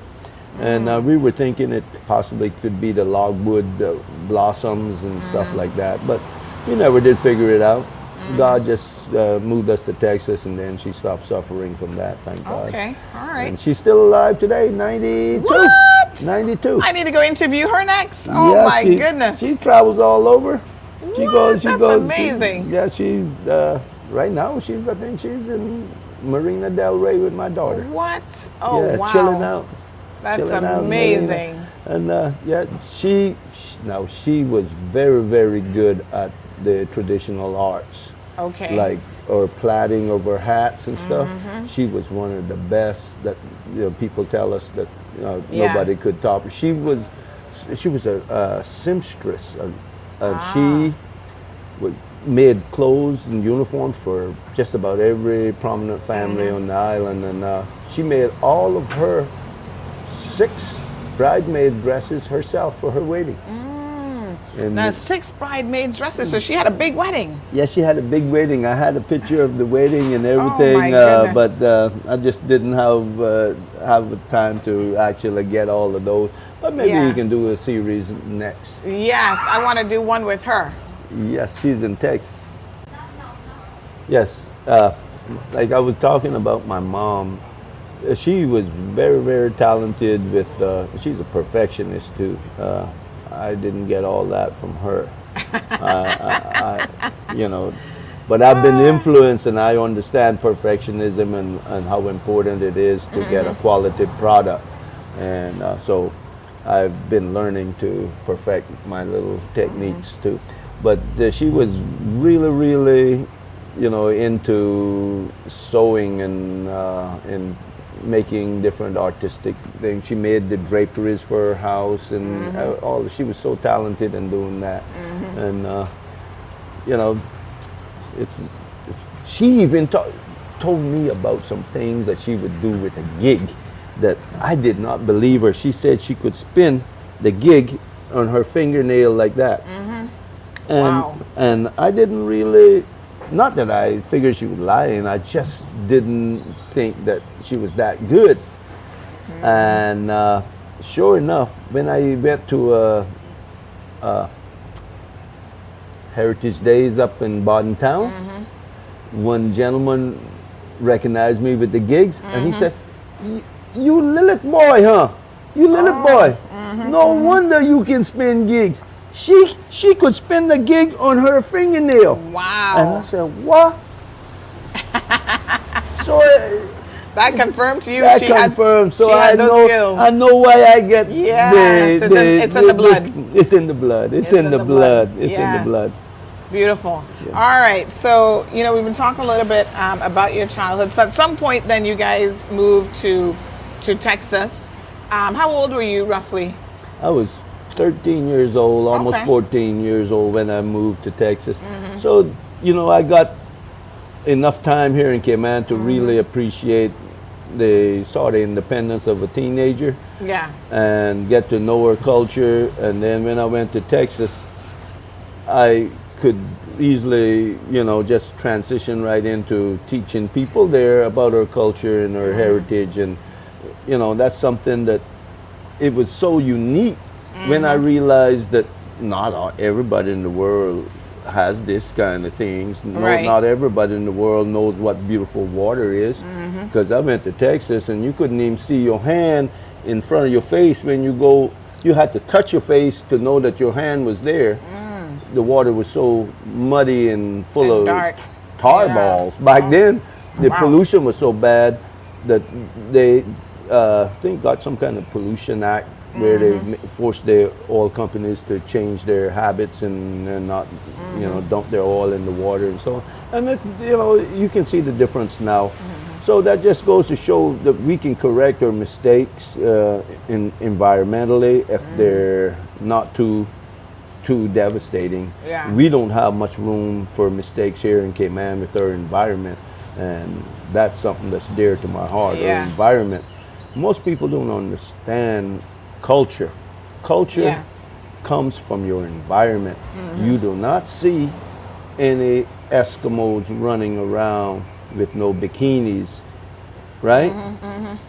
Because they don't have this pretty white sand and this warm sunshine and cool breezes. So our culture dictates, you know, what basically how we adapt to our environment, and our environment dictates what our culture is going to be like.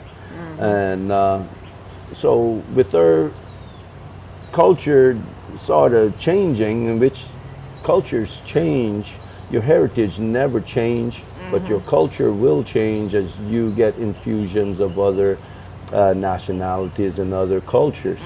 And you know, Cayman was pretty adaptive to, because when we were growing up, our dads will come back for Christmas and they'll bring all kinds of neat chewing gum and this and that, and tell us about different places they've been, like Japan, and they'll bring us back toys. And my dad brought me back this football. It was shaped like an egg. He told me it was a football. I say, Dad, I don't know where you get this thing from. He said, Texas. Oh my I said, oh, okay. Oh, that's American football. Well, that's American football. I said, Dad, this is not football. And I learned what American football was before I went to America. Before you even went to Texas. Yes. Wow. But I didn't adapt to it. I didn't like football. I only like watching it.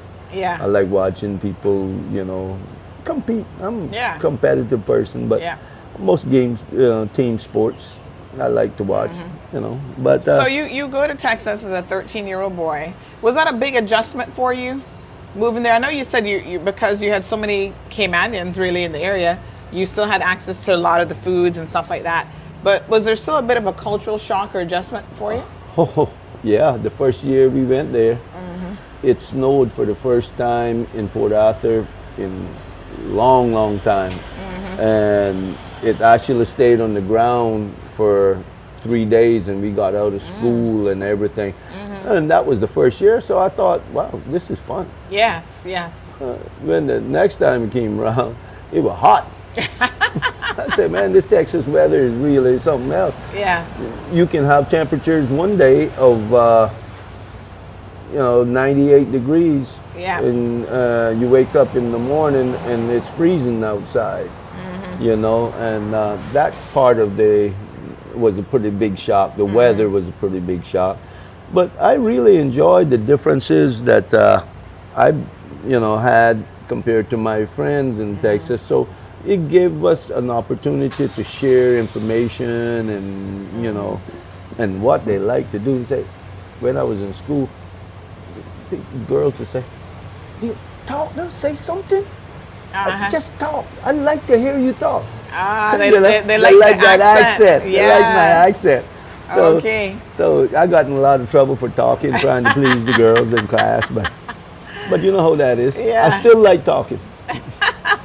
And, that's awesome. That's absolutely awesome. Yeah. So you went there, then you would have been probably like around middle school, and all of by the time you left, that was all the family then. Yes. Would have been in Texas. Yeah, me and my younger brother and my mom were the last three to move to Texas, and we lived in an apartment. That was a pretty strange thing for us.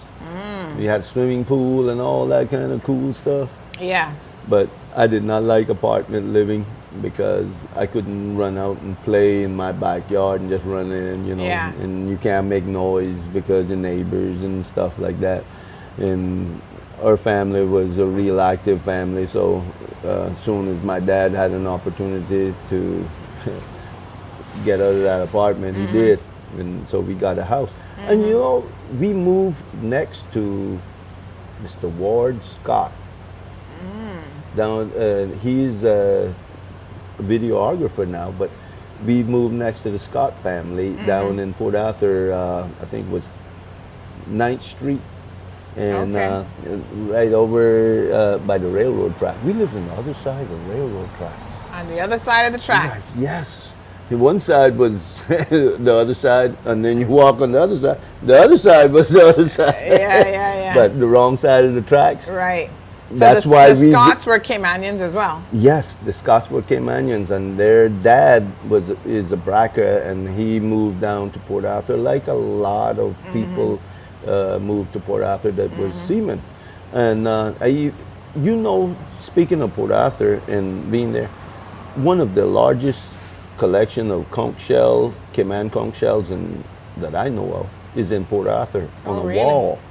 Wow. At Edison Courts Estates, and that was built by a Caymanian. There's over 6,000 conch shells in that wall, and that same Caymanian started Sabine Towing and Transportation Company, which hired a lot of the Caymanians, which I ended up working for. Right in Texas. Right in Texas, right there in Port Arthur on the Sabine River. That something? And the Sabine Towing Company was owned by a Caymanian, and his house and estate that I was telling you about is right on the river of Sabine River, and he could overlook his vessels going through from his mansion there on the riverbank. Wow. Edison Estates. I have some photos of it, but you're not easily transferable to this video, but just a magnificent structure. It right now is running down because all the family members moved away and died off, and it's just sitting there dormant. It's a crying shame that it's like that. But Port Arthur, like you said, was really, they even have down there in Port Arthur, we had an event called Cayman Night. Oh, yeah? And it was big. I mean, Caymanians would fly down there, Barefoot Man, the devil himself, I mean, tons of people. It was just a big event. And it sort of fizzled out over the last few years, especially since COVID. Practically non-existent now, but it was a big event for Caymanians, the Bay Islanders, all the Cameron Brackers, all the seamen and everybody. They would all come to this Cayman Night, and it was a big party. We had all kinds of limbo contests, we had all kinds of Cayman foods, we had all the entertainers from Cayman and all the music, and all that. It was really fun, all the fun foods and festivities, and went on for till 3-4 o'clock in the morning. Wow. It was Cayman Night. We ought to redo that one and get it going soon again. Absolutely. Because we need to push our product to the world. Absolutely. We are Caymanians. We are unique, and we're proud to be Caymanians. Yes. Beautiful. Okay. Yes. So Cayman strong, Cayman proud. You got it. One thing that I really enjoyed when I was living in Texas was displaying our culture. Yes. To my friends and so on like that. And I still made gigs, and matter of fact, when they had a kite contest from our church, church groups got together during, I think it was Easter time that they did the, get together like that with the children. And they had a kite flying contest. And I made me a Cayman singing kite. So I got the most original prize, and I got the one that could fly the highest, because I had a whole bunch of, had about 1,000 yards of plastic line, which is fishing line. Yes. Like that thing that we could barely hear her sing and barely see her up there. And oh my goodness. Took a long time to pull her down too. Yeah. But those kind of things, I really enjoyed, and I never got away from my culture that I grew up with, knowing that once I went to Texas, that our culture is unique. Our culture is different. What they did was totally different from what we did as children, you know. Do you think moving to Texas as a young teenager made you appreciate Cayman culture more?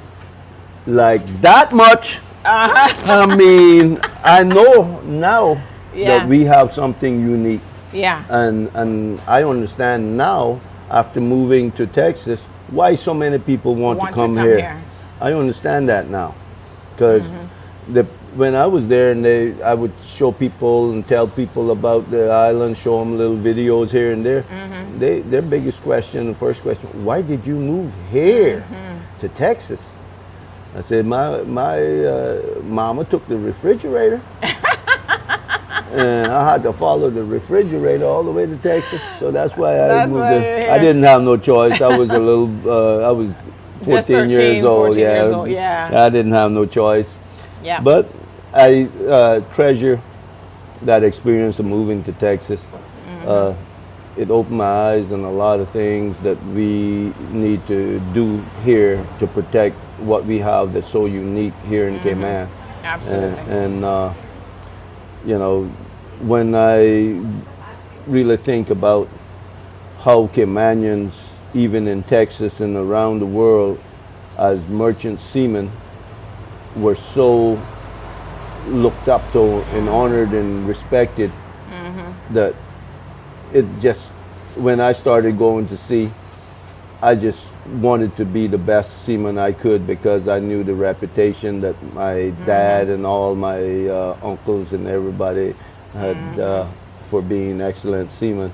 And that's where I started my career as a seaman also. Yes. I started going on shrimp boats from the time I was 15. Okay. And I got to eat shrimp. Oh, the first week on a shrimp boat, I got tired of eating shrimp. I eat shrimp this, shrimp that, you know. But I started getting my sea legs from an early age too, at 15. And then when I was 18, I got a job on a tugboat going up and down the rivers in the intercoastal waterways, and I got my U.S. Merchant Marine Ordinary Seaman ticket, and then once I had that, I could go to work on the super tankers, and that's where I went to work for Sabine. So you kind of followed in your dad's footsteps a little bit. A little bit, a lot. Yes. Yes, I'm a son of a sailor. Yes. And my brothers are, and my brother went to the Navy, and my younger brother, I also helped him get a job with me. So we're all seamen, and that's another thing that Cayman is well known for, is our skills at the ocean, and some of the best pilots in the world too are Caymanians. And with that information like that, I really got a sense of pride that I know that I come from good genes, and I come from a good country that's still God-fearing, and that makes a big difference when you're out there in the ocean. Yes. You get close to God. That's one thing, you get close to God, because you see how insignificant you are out there in that ocean. Wow. And stuff like that, you know. And I did a lot of sailing. Like I said, I went through the Panama Canal 7 times, and went to Africa, went to Europe, went to South America, North America. I went to Eurasia, not really Far East like they would say, but you know, was going through the Suez Canal, and they got a call from the ship to turn it back. Okay. And that was when I was, you know, in my early 20s, still just going out and doing things. Yeah. And learning. So you got to see a lot of the world. A lot of the world. I was 31 before I got married and started having children, and then I would tell my children and my wife about, you know, all the places I've been. They said, "Take me there, take me there." I said, "It was work. It was work," and so. Yeah. And how long did you stay in Texas then before you moved back? I moved back after I got a divorce, after being married for 13 years and having my children over in Texas. Okay. I moved back in not really intending to move back to Yes, Cayman. okay. I just came to get my mind together after a divorce during the summer of 2004. Okay. And then Hurricane Ivan. So you came back right before Before Ivan hit. Ivan. Wow. And then I was looking for a job here from 2003, and I didn't get no response, so I went back to Texas, and then I came back again. And then I put out a bunch of applications again. I didn't get no positive response, and then Hurricane Ivan came. And it blew away all my competition for jobs. They all took off. They all took off. Whoa. Left us Caymanians here to rebuild our country again, and that way I got a job with the port. And Isn't I that thank amazing? God, and I'm still there with the port. And, To this day, beautiful. To this day, and I got to thank the port for their contributions to our Yes. culture and our heritage too, because they allow me and other workers Yes. to have time off to go and do these events. So, you know, that's a big plus there. Yes, for I like that part. And so when Hurricane Ivan came, then I got a job, and the rest is basically history. Yeah, I had we're all. gonna, yeah, we're and gonna speaking of Hurricane Ivan, I'm getting excited. Oh yeah, we're gonna start talking about that here in a second. Yeah, But yes. listen now, you're mentioning to me that your mom has 50-something descendants Yes. in Texas. Whoa. Well, in the States. In There, the States, yeah. okay. Yeah. Wow, all over the place. All over the place. Some in Tennessee, now some of them in California. But mostly Tennessee, Florida, California, and Texas. Wow, isn't that something? Yes, 50-something. And we had a little small family get-together just the other day in Marina Del Rey. We had 26 of them. Wow. Basically from my brothers and our children. I have a junior. My older brother has a junior, and my younger brother has a junior. So all three seniors and juniors were together, and Beautiful. with my mom. That was just. And your mom, how old is mom now? 92. What a blessing. Yeah, she's born in 31. In 1931, Wow. right before the storm. Right before the storm of 32. Wow. And she lived there on Hell Road. I think right after the storm, they moved to Hell Road. And that's the house where I was born, and it still stands there today. And Beautiful. the little house across the street from which is I give a punt for Margine's Jerk Chicken. That was the house I grew up in. Wow. And across the street is the Wattle and Daub house there. That's amazing. All the houses and most of the people on Hell Road are my family. Like the gas station is belonged to my aunt Let. And she was the first official tour guide in Cayman Islands. Oh yeah? She was the first. She was asked by Commissioner Cardinal to give the passengers on the Atlantis, the first cruise ship in 1937, to visit her shores. She was asked to take, as a girls guide leader, Yes. she was asked to take them on the tour of West So Bay. 1937 Seven. was the first Cruise ship. cruise ship. Wow, look at that. Atlantis, the Isn't cruise that ship something? Atlantis, and she was asked to give them a guided tour of West Bay, Yes. and she took them to Hell Hole. Hell Hole is right behind the post office Yes. in Hell, but it's getting filled up, and nobody knows the significance of that.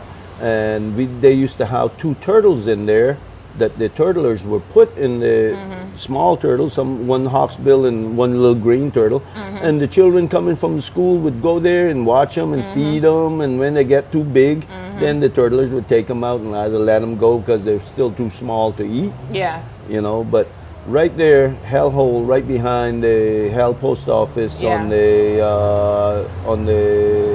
southwest side is Hell Hole. That's the site of the original tour given to tourists visiting Cayman from a cruise ship.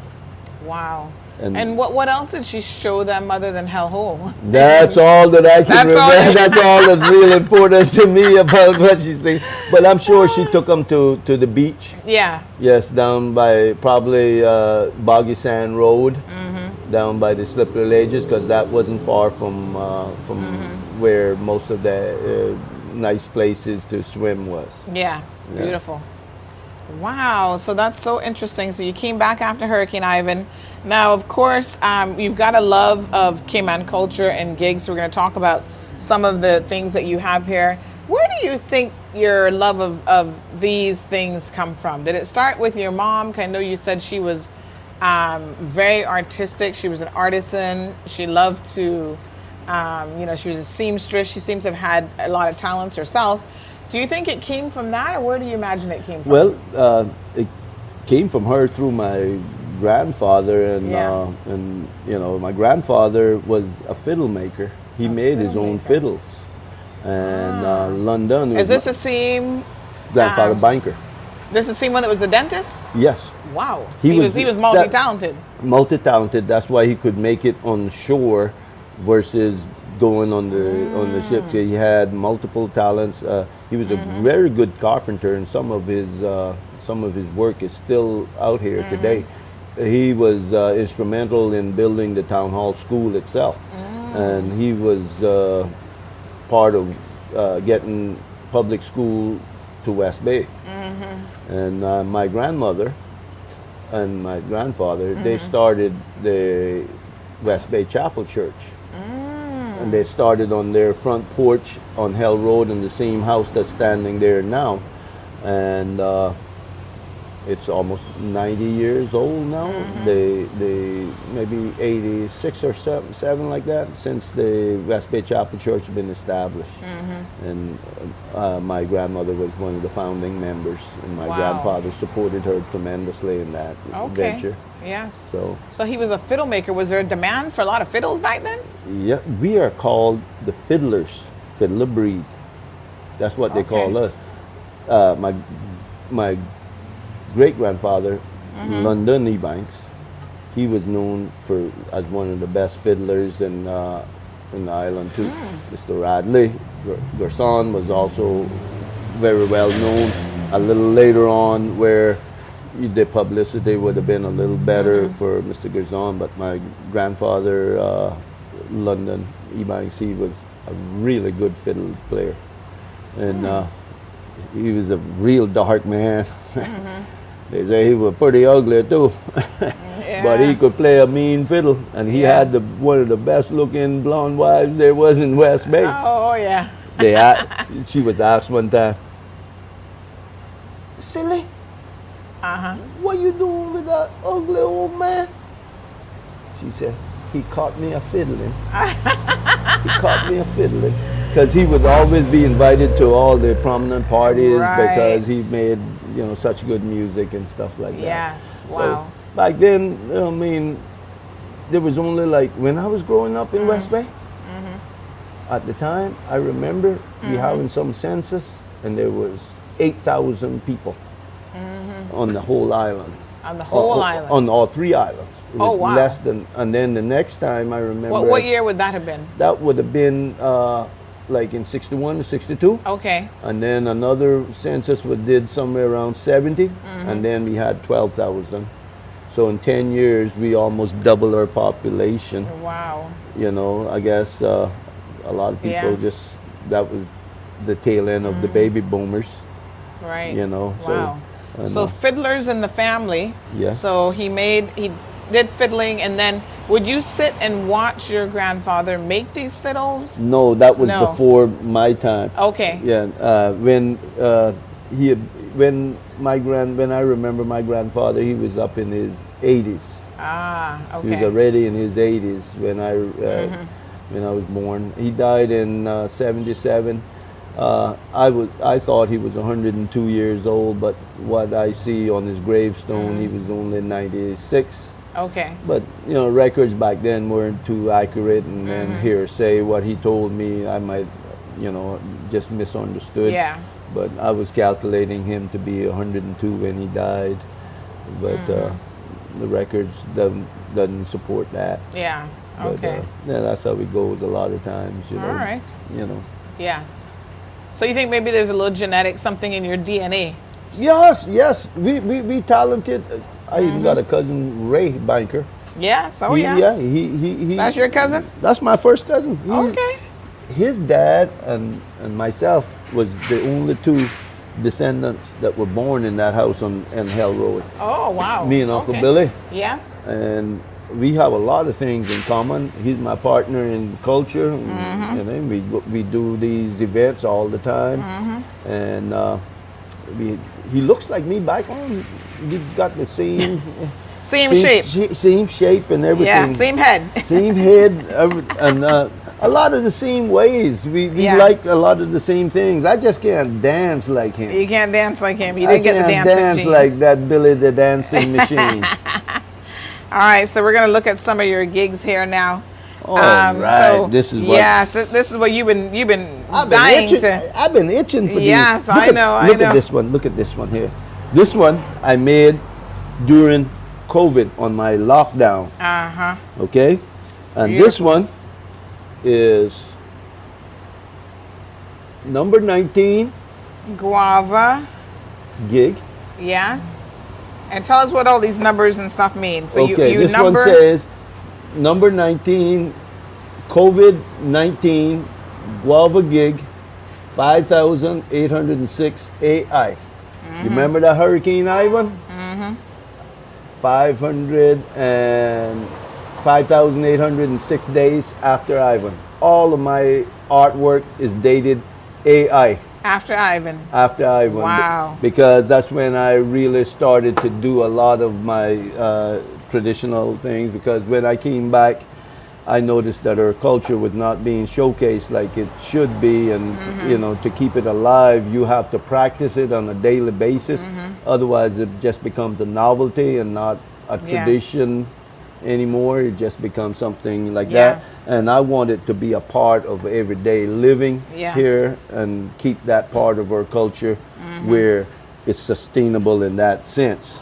And this one here is made from the guava gig, from guava wood. And this one is made from mahogany. And this one here is made from white mangrove. White Mangrove. mango? Mangrove. Or mangrove. Oh. Mangrove. White mangrove. You We know, have you red know- mangrove, we have white mangrove, we have Okay. black mangrove. This one was made from the white mangrove, and I steamed it that way, but that's the color of the natural wood, but I had steamed Okay. it. But this is made from the white mangrove. Yes. And all the rest basically are made from guava and the mahogany, and guava. I have some bunch of pretty ones in there, but I think this will give you a good idea of what it's all about. These gigs Absolutely. right here, and look at this. What's this in my pocket? Oh my goodness. Favorite. My Look at favorite one. Look at this one. That one's your favorite. One's my favorite. I hope you can catch this because I've been itching my to do this. I've been itching to do this. I hope I can do it on All camera. right, let's see. Oh, you almost had it. You almost had it. Almost. See, every time I get on camera, things don't work out. Take two. Take two. All right, try it again. There Like we that. go. Look at that. That's what I love doing. Wow. Oh, the children love that too. Beautiful. Absolutely beautiful. So tell us, what's the secret to making a good gig? I mean, they're Patience and aesthetically, time. they're aesthetically beautiful, but patience and time is the key. Yes. I'll give you a good example. These rough looking gigs like this, right? This is to the point that I would just leave them because I would play with them, right? And I was telling you about being a perfectionist. I'm not quite there yet. My cousin Ray, he's a fine artist, and I made him a beautiful gig. It was just spinning so perfectly, and I gave it to him, and he spun it, and it was, I mean, it just stayed still right there on the ground. Then he went in, grabbed him a piece of sandpaper, and then about 3 days later, he showed me that gig, and it was so pretty and shiny. Wow. I said, well, how much time you spent? Oh, about 10 hours. Yeah. Shining it and polishing it with that sandpaper. And when we spun it, it didn't spin good like it did before, because when you sand the things, they get them out of balance, right? But it looks so pretty. I started spending those extra hours to get these kind of gigs, the fine art ones. Sometimes the prettier ones are not as functional. Well, I will make them functional again because you can bend their nail. Okay. You see, the nail on the gig has to be bent sometimes. Like, see how it's out of the, but I bent it to make it balanced so that it'll spin instead of jumping around out of balance. So, you know, there's a workaround. Yeah, I can work around them once they're but most of the time the pretty ones that's shiny and everything, they're just for show, and people just like to pick them up and they all of my gigs can spin. All of them, I spin them all. I spin them all. So then you have holders for all of them, so they sit in a little holder. Little holder so that they can be. Because when I was growing up, when I would finish my gig, if I go to try to put it down on the table, it would sort of roll around, you know. But if I got me a little stand, it's secure. I know where it is. Right. You know, I don't have to go look for it, and stuff like that. So these stands also gave me an opportunity to give information about the product, the gigs. You know, this one here is Guava Twin Gig Set. 6,668 AI. You see how the twin set like that? Yes, yes. So now this one doesn't have a nail. What's going on with this one?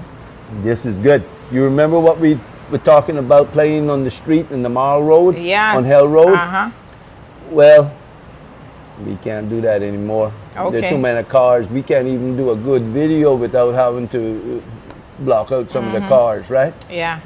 The children now don't have the opportunity to play in the street, so I created one with a wooden nail so they can spin in their house. The wooden nail do not hurt their marble or their tile. Right, like how my hard nail was tearing up my bedroom. I'll tell you a joke about that while we were on it. When the day was over and the sun went down, then we had to go crank up our lamp light, and basically it was time to go to bed. But I'll still be up in my room, spinning my gig, plugging on the floor, chipping up the concrete, polished concrete floor. Mama come in, I'll get another whooping again. There's more of them on there. More of that. I told you about that. I told you about stop doing that. Yeah. So one day, I coming back from school, I see this guy out there in our living room with this chipping hammer, chipping up the floor. I said, Mom, go get that belt. Whooping good.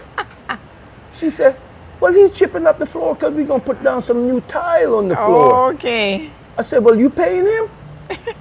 He said, yeah. I said, well, he don't have to chip up my room. Hey, it's all chipped up. I need to get paid for that work. She said, you're lucky you don't get a whooping again.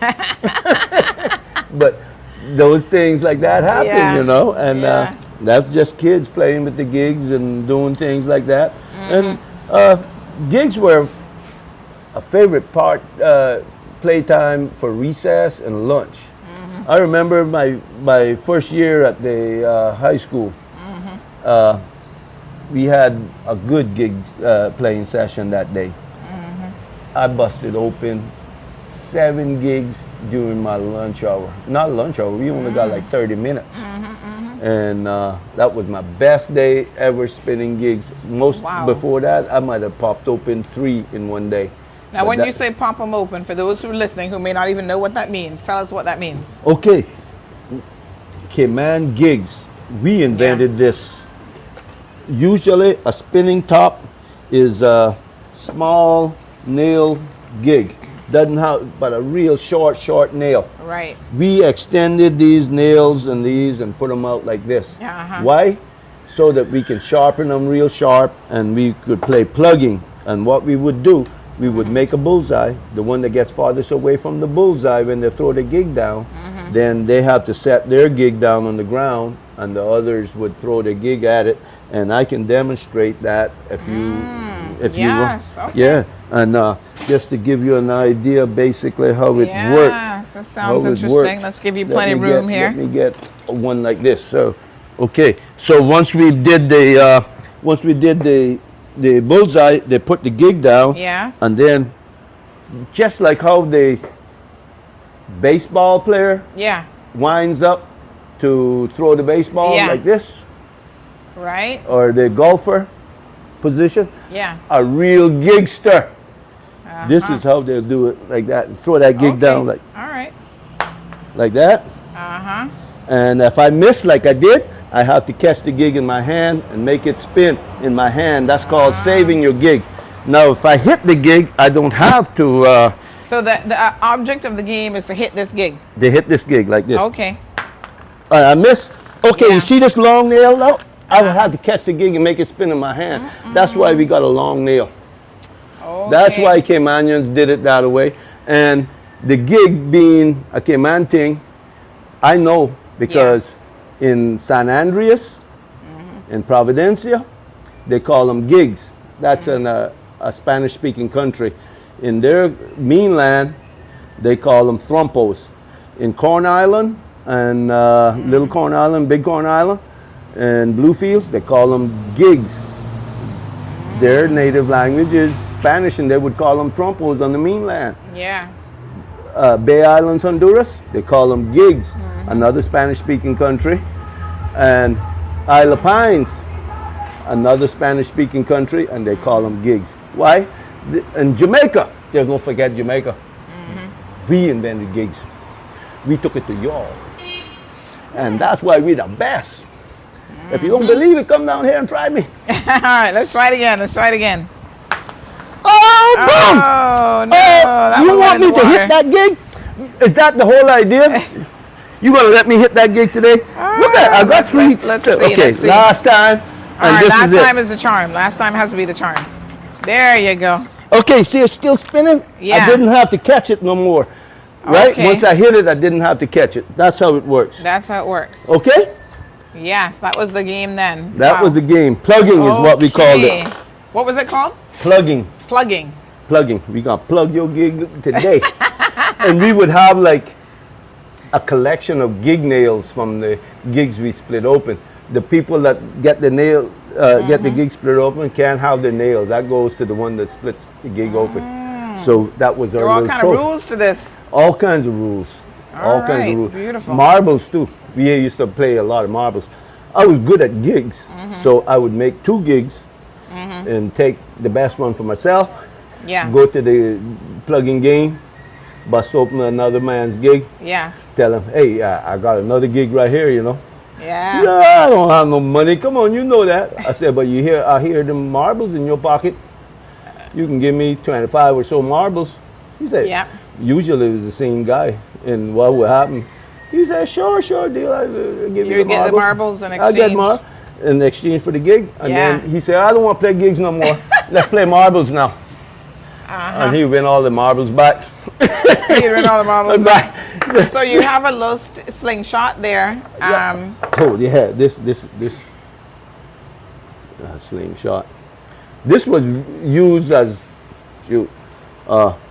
bird hunting, mostly when we were growing up, for ground doves and big doves and bald-pate pigeons, because they made good snacks. We would eat the birds then. We don't do it now because there's not as many birds around like they used to, because there's not as much trees for them to live in anymore. And but you know, we would use the slingshots for getting birds mostly. And now this one here was basically created for getting iguanas. This is an iguana killer. It's got a big tongue on it. Holds big rocks, some rocks that size, like that. And your precision is pretty good in that. I'm pretty good. Yeah. Once the camera gets on me, I mess up. I get nervous, but I can tell you some good stories about how good I am at it. But you know how that is. Yeah. Nobody believes you till they see it. Till they see it. Oh yeah, show us the conch shell now. What a beauty. Oh yes. Conch shell. This is an old geezer here. Look how rough on the outside.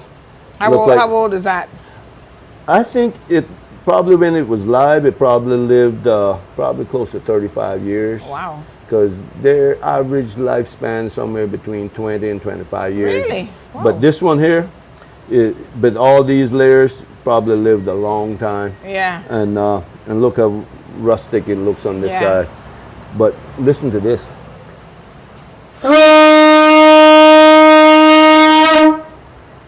Beautiful. Sounds good, huh? Yeah. Sounds like the ships in the harbor.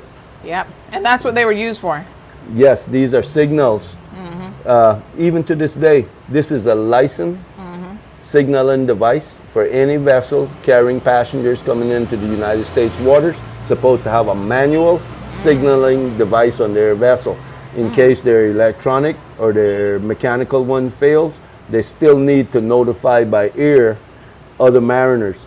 The mariners not only depend on their sight, but they depend on their hearing a lot, because you can hear waves crashing on a reef, but if you're on the backside of the reef, you cannot see that wave. Right. That wave is inundates the reef, but you can hear it.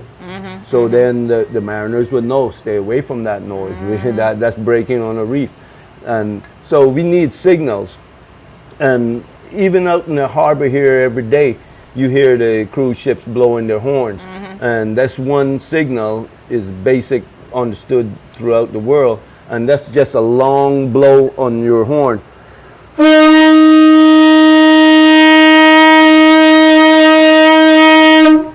Like that. That means that their engines are forward and they're departing port. There's also other signals that you may hear out here sometimes, and one of them is 3 short blows on the horn.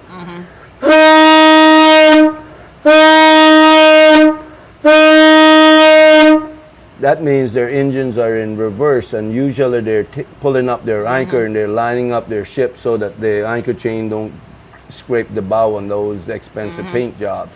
So those signals are what the mariners would use to this day.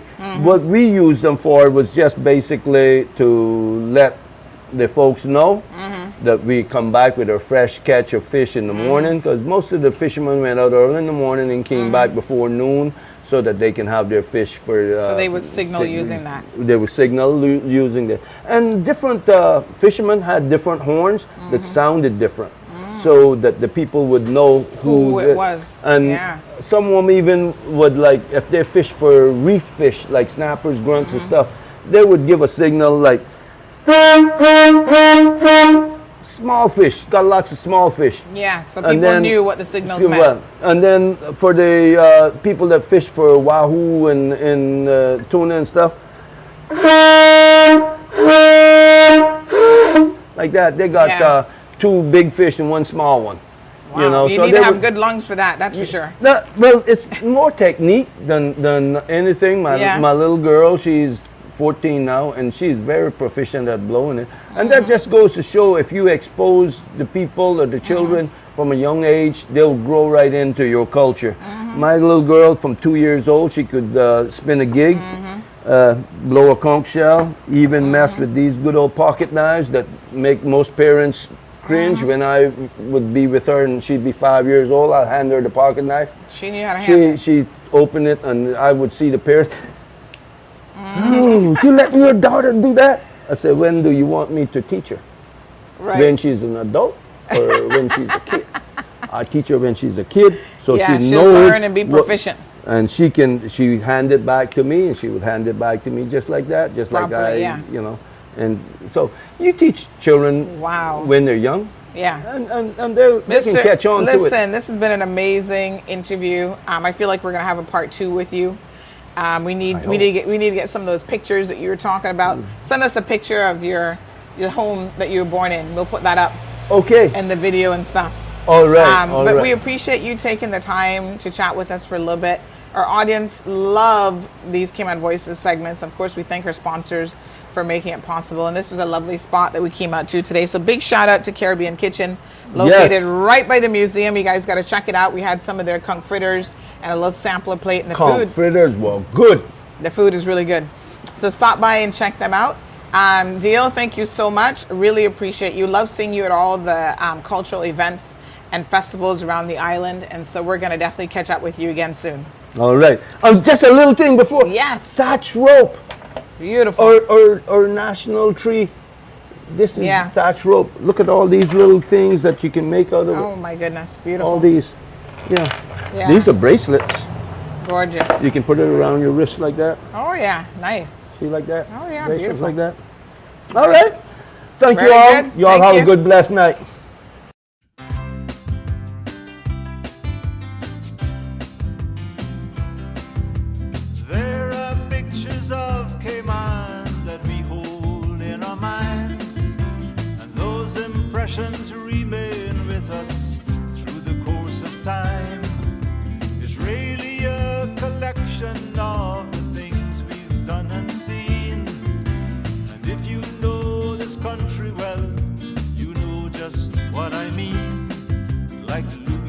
hides making a fish tea.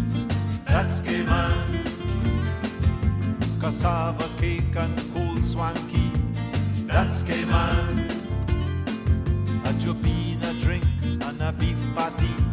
That's Cayman. And Herbie Martin, that belly. That's Cayman.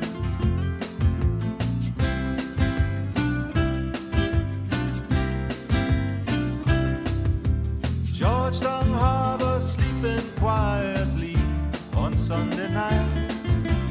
Captain Theo and Rex Crichton making Christmas bright. It came and brack, the cocoa plum covers the ground like grass. And people you don't know at all wave hello as you pass.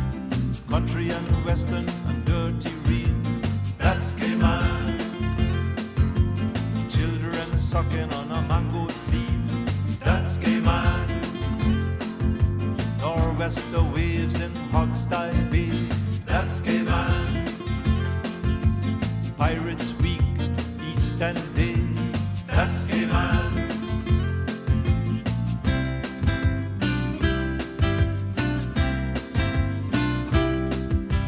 Mr. Howell shoe shop in the older part of town.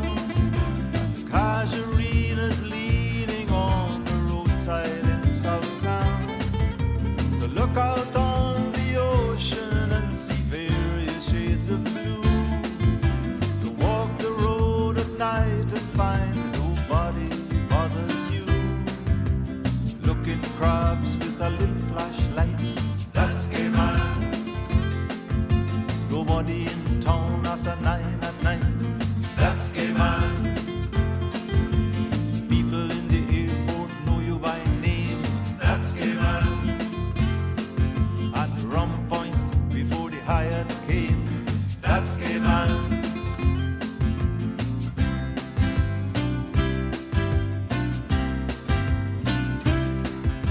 A nation is a people living out the lives they choose, celebrating when they win, crying when they lose. And those who say Cayman is not a nation legally, it's very clear to me they missed the point entirely. Smelling jerk pork as you're driving by, that's Cayman. Christmas beef, button tonguefish fry, that's Cayman. Your car break down, you get a lift to town, that's Cayman. Sunday cricket, agriculture ground, that's Cayman. A downtown beach where children swim, that's Cayman. Mr. Jim, remember him, that's Cayman. Spots landing and Christmas breeze, that's Cayman. Miss Coney, macaroni and cheese, that's Cayman.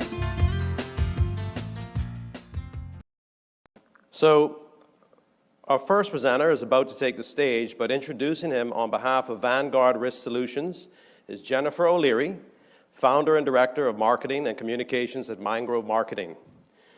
Vanguard Risk Solutions has been a leading insurance broker in the Cayman Islands for over 35 years, providing independent and trusted advice from experienced and qualified professionals. Vanguard offers clients a full range of general and health insurance solutions that include home, commercial, and condominium buildings, construction, general and professional, liability, motor, marine, health, and group life insurance.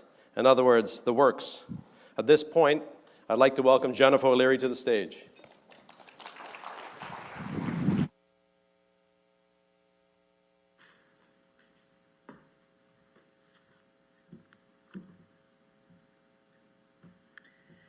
As a pioneering financial journalist, Ron has covered the most important economic stories of our lifetime over his nearly 4 decades on television. He was even nominated for an Emmy Award for his reporting about 9/11. Currently senior analyst and commentator with CNBC, where he also served as anchor and correspondent since 1991, Ron also hosts the Market Scoreboard Report, a thrice daily nationally syndicated radio program. He's also written for Money Magazine, USA Today, and authored 4 books on investing and reading the financial markets. In Ron's speeches, he looks at how Wall Street, Main Street, and Washington are intersecting and translates the market signals and political maneuvers into actionable information everyone can understand and use to protect what they have and navigate an uncertain future. Over the years, Ron became well known for his high-profile interviews, which include Presidents Clinton and Bush, billionaire investors Warren Buffett, George Soros, and Julianne Robertson, among others. Captains of industry like Bill Gates and the late Jack Welch and the late Steve Jobs. Top economists, analysts, and global heads of states, from former Soviet leader Mikhail Gorbachev to Jordan's Queen Rania. During his broadcasting career, Ron has received numerous honors for his work. He was named one of the top 100 business news journalists of the 20th century and was nominated for a News and Documentary Emmy Award for his role in NBC's coverage of the 9/11 terrorist attack. In addition to writing, contributing, and advising, Ron Insana is a highly regarded speaker on domestic and global economics, financial markets, and economic policy issues. Please join me in welcoming CNBC senior analyst and commentator and best-selling author, Ron Insana.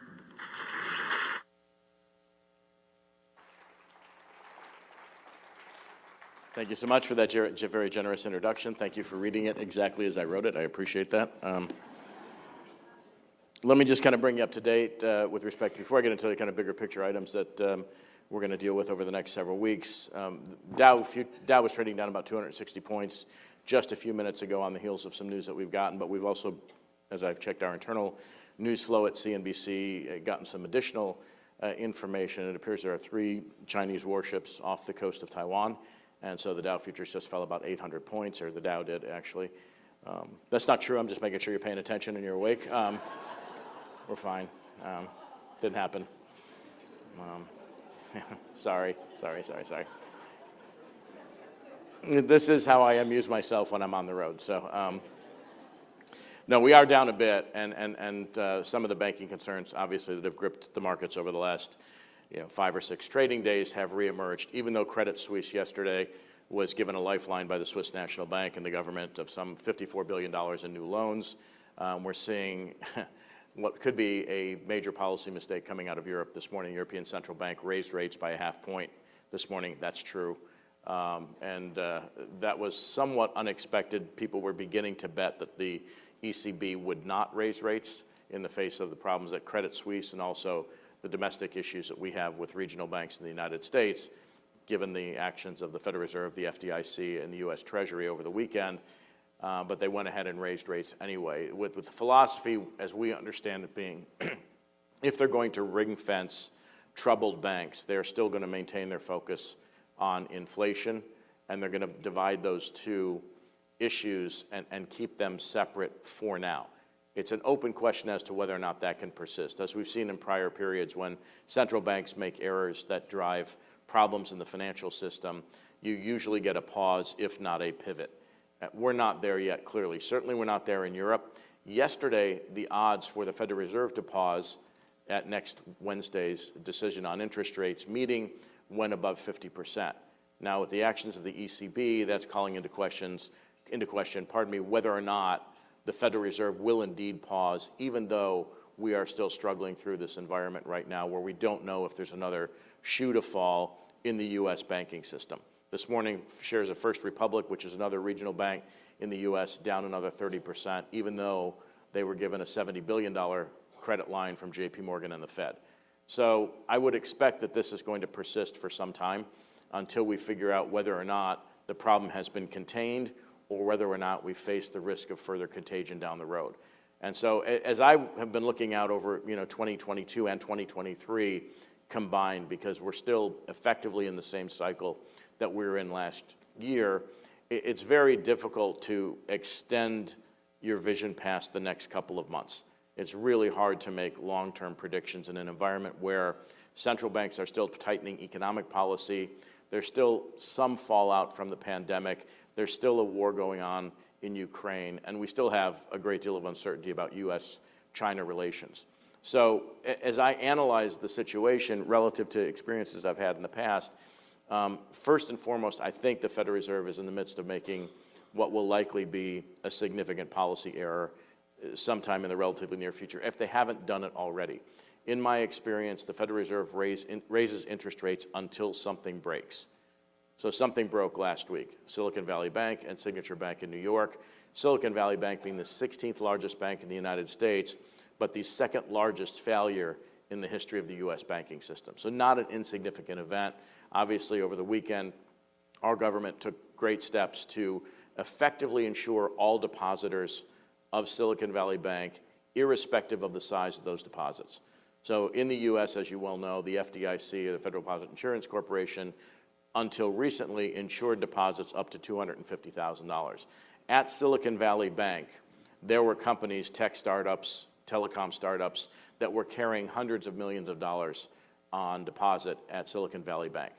So if you take Roku, for instance, which is a over-the-top connected TV operation that's raised quite a bit of money in our streaming world, they had $487 million on deposit at Silicon Valley Bank. If those deposits had not been bank stopped, they could have put quite a number of businesses effectively out of business, and there would have been a ripple effect through the economy because they would not have made payroll, they would have had to lay people off, and that was true for quite a number of companies, all the companies, in fact, who held deposits at Silicon Valley Bank. 93% of their deposits were uninsured. So we had a massive shift in policy that will reverberate for some time to come. We have all but abandoned deposit limits in the U.S. banking system. Because if another bank goes, and Roger Altman, the former Treasury Secretary, Undersecretary of the U.S., was on CNBC yesterday saying, if another bank goes, there's no way that they won't treat that bank the same way that they treated either Silicon Valley or Signature Bank in New York, which had a lot of crypto exposure and also was immediately taken into receivership over the weekend by the FDIC because Treasury worried that they posed systemic risk. When you get to the point of systemic risk, you should start talking about policy changes at the Fed. That hasn't happened yet. So we are in this kind of no man's land, if you will, with respect to the banking system here in the U.S. It's not 2008 as far as we know. The types of problems that we're having are not connected to both the single largest asset that people owned in that period, which was their home, that was over-levered and then overlaid with trillions of dollars of derivatives that went bad all at once. This is a very different situation. This was in many ways a classic run on the bank. For those of you who have seen the movie It's a Wonderful Life, this was going to Bailey Savings and Loan and demanding your money. The only difference today is that you could do it on your phone. And it sped the collapse and the run on both these banks because it could be done at the touch of a button. You do not have to queue up anywhere to get your money. You can just put in a request to transfer funds immediately. So the speed with which this happened is also a factor that will probably affect policy going forward. Prior to this happening, we were in the midst of a great debate as to whether or not the Federal Reserve was going far enough or going too far with respect to its attempt to constrain inflation in the United States, which over the last many months has been coming down. If you take January's data out of the picture, over the last 7 months or so, the inflation rate, the underlying rate of inflation by any measure, when you annualize that 7-month set of data, we were close to the Fed's 2% target. We were running at about 2.3% on consumer prices, 2.3% on the Fed's favored measure, the personal consumption expenditure deflator, PCE, which the Fed watches most closely. All those numbers had come down rather significantly, and the inflation rate was falling back. And questions were beginning to emerge as to whether or not the Fed had, at least in large part, achieved a good portion of its objective of bringing inflation down, even with the expectation that they were going to raise rates another quarter point at this meeting next week, and then maybe 2 more times over the course of the next several meetings, and taking the terminal rate, if you will, up to about 5 3/4, maybe 6%, as some Fed officials were arguing. That was the argument, the debate that was going on prior to last Thursday and Friday. So we're in a slightly different regime at the moment, but as we've heard from several different Federal Reserve officials, they are adamant that they need to raise rates further to contain inflation. I think personally, and I've looked at this from a variety of different perspectives, and I've had quite a number of arguments with people over this, the Fed is looking at the wrong analog. They keep looking at the 1970s in the United States, which was also, by the way, a global inflation phenomenon, and they are terrified of making the mistake in the 1970s, particularly in the mid-70s when the economy had slowed. The Fed cut rates, inflation re-accelerated, and they had to tighten again. Arthur Burns was the chair of the Fed at the time. He made the mistake of cutting rates, inflation re-accelerated into 1979. That's when Paul Volcker came in and jacked up rates to 20.5%. My first car loan when I was in college for a 1979 four-door tan Chevy Nova, I cannot tell you how popular that made me on campuses around Southern California, was for 20.5% for a $2,000 loan. Mortgages were going for 14, 15, 16%. Obviously, we went into a deep double-dip recession, which until through that time was the worst since the 1930s. But that was the culmination of multiple events that took place starting in the mid-1960s that stretched all the way through 1981. We had the Vietnam War and escalating costs associated with it. We had the Great Society programs under Lyndon Johnson that expanded a wide variety of social safety nets that were very costly and began to increase the inflation rates that we saw that had been quiescent from 1950 all the way through 1966. Then in 1971, we went off the gold standard in the United States, which forced the dollar into free fall. 1973, Arab oil embargo, the price of oil quadrupled overnight, as did the price of gasoline. The energy intensity of the U.S. economy in the 1970s, vastly different than it is today. If you were driving a Cadillac, you were getting 6 to 8 miles per gallon. Today, we're getting 20 on average, 25 on average, and if you're driving an EV, you don't have to worry about this at all. The labor composition of the U.S. economy in the 1970s, radically different than it is today. More than 30% of our labor force was unionized during a period when not only did workers get contractual raises on an annual basis, there were also inflation escalators built into those contracts as well. So we had this wage price spiral that everybody fears today, which Jason Furman, Barack Obama's former National Economic Council director, now refers as wage price persistence as being extremely problematic. And then fast forward to 1979, we had the Iranian Revolution, another oil shock. If you grew up in Southern California at that time where I was living, we had 2-hour-long lines for gasoline. We actually had a shortage of supply. Wasn't just a price problem. And we waited and could only get gasoline every other day in California. And it was rationed. And it was a radically different experience than just having oil go to 120 and then collapse back down today, by the way, to about $66 a barrel, which means gasoline prices in the U.S. are probably going to dip below $3 sometime soon, which is back to where they were pre-pandemic. And we've gone through an entirely different series of events in this environment. There are some echoes of the 70s. When I've looked at this situation, the scenarios in which we're experiencing today, to me, there are more echoes of a post-war environment where there were massive supply disruptions, disruptions to employment, disruptions to the availability of goods and services. And in each case, after World War I, which also was accompanied by the Spanish flu, inaptly named, it started in the United States and spread to Spain through U.S. soldiers, called the Spanish flu anyway. But we had that disruption. There's a lot of that going on, around. There are a lot of diseases that different countries attribute to their rivals. There's the French disease, which is also called the Spanish disease, which is, there's a lot of that goes on. But we had World War I, we had the Spanish flu.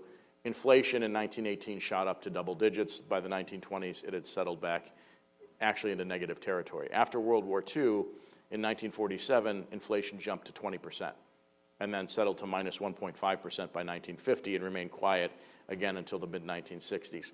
And I would argue that the period that we went through over the last several years was much more like a post-war period than like the period we experienced from 1966 to 71. Radically different economic environment, massive supply disruptions, obviously with China closing down for 3 full years. We still can't get certain parts, even though the supply chain has largely been restored.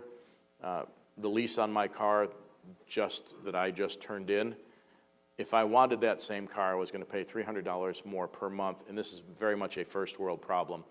And I'll just be blunt. It was a Mercedes E350 that I was leasing for $840 a month. It was going to be $1,100 plus, and it was not going to have automatic seats. And I know, gasp, no automatic seats in a Mercedes E350. But, you know, and I grew up in an environment where we rolled the windows down by hand, you know. We were also flicking cigarette butts out the window at the time, too, which was legal when I was a kid. But we don't have all the parts and pieces to support manufacturing the way we did pre-pandemic. So there are still some shortages, there are still some disruptions, and there are still some issues in the economy that are forcing services inflation higher than it would otherwise be. And if you look at the current environment in the U.S., goods inflation has actually turned into goods deflation. We've seen prices drop across the board for manufactured goods for the most part.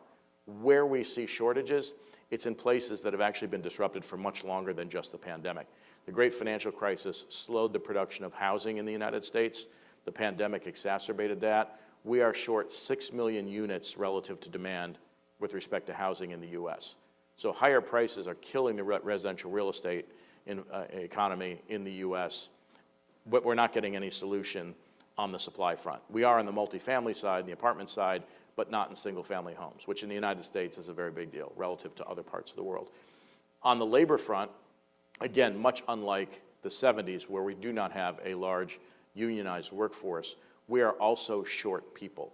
This is something the Fed simply can't fix with higher interest rates. They can drive up the unemployment rate to the point where those individuals that we have now employed at pretty decent paying jobs would be driven out of the labor market for a period of time with the expectation that they're going to come back at a lower wage. That's not solving the problem. We're literally short about 5 million workers in the United States today.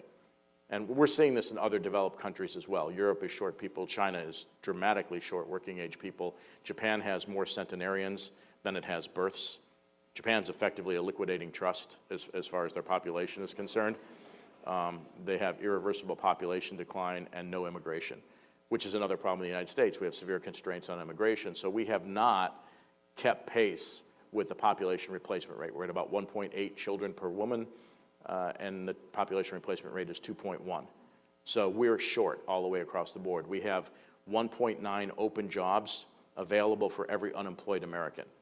That cannot be fixed with interest rate policy.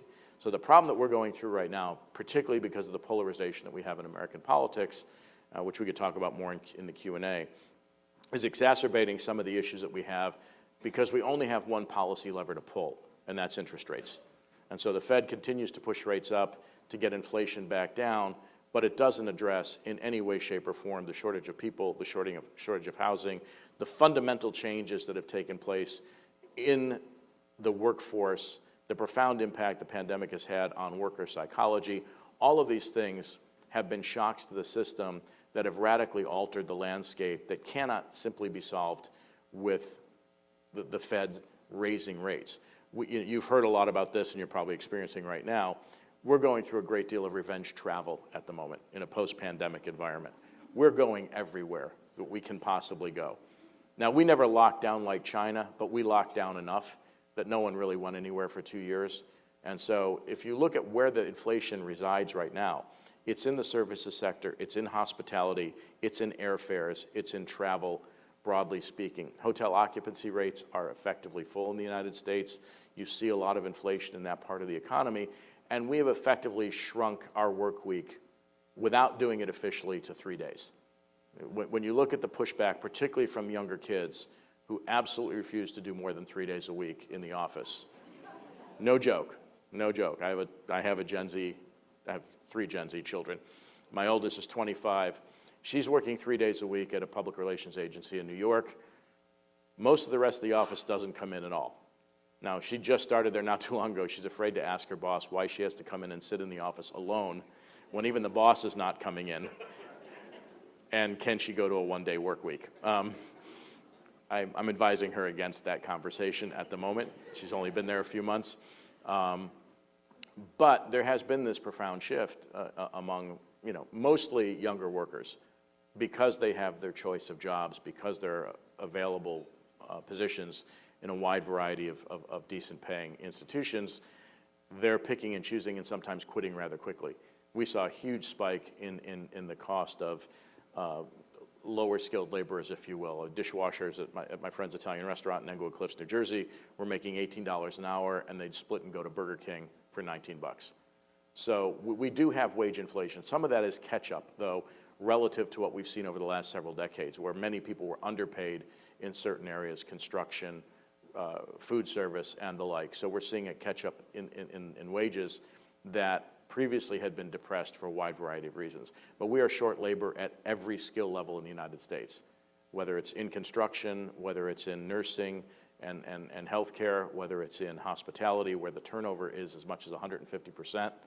We're seeing enormous amounts of turnover in a lot of these industries with a lot of wage inflation, if you will, affecting decision-making on the part of laborers. But again, not something the Fed's policy can fix, even though that they're arguing, and that we're hearing this a lot from Larry Summers, our former Treasury Secretary, Jason Furman, who was a senior economic official in the Obama administration, that the Fed needs to push rates up dramatically, even from here, maybe pushing the terminal rate all the way to 6% or above, to wring inflation out of the system so we don't have a 1970s style experience all over again.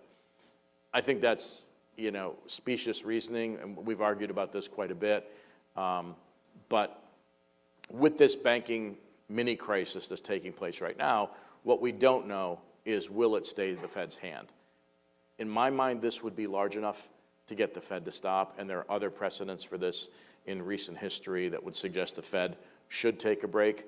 When the Fed was tightening in 1994 and 1995, the dollar was rallying. We experienced a peso crisis in Mexico, and we had the bankruptcy of Orange County, California. And again, very similarly, Orange County made a bad bet on interest rates and lost 20% of their available funds for the county's projects.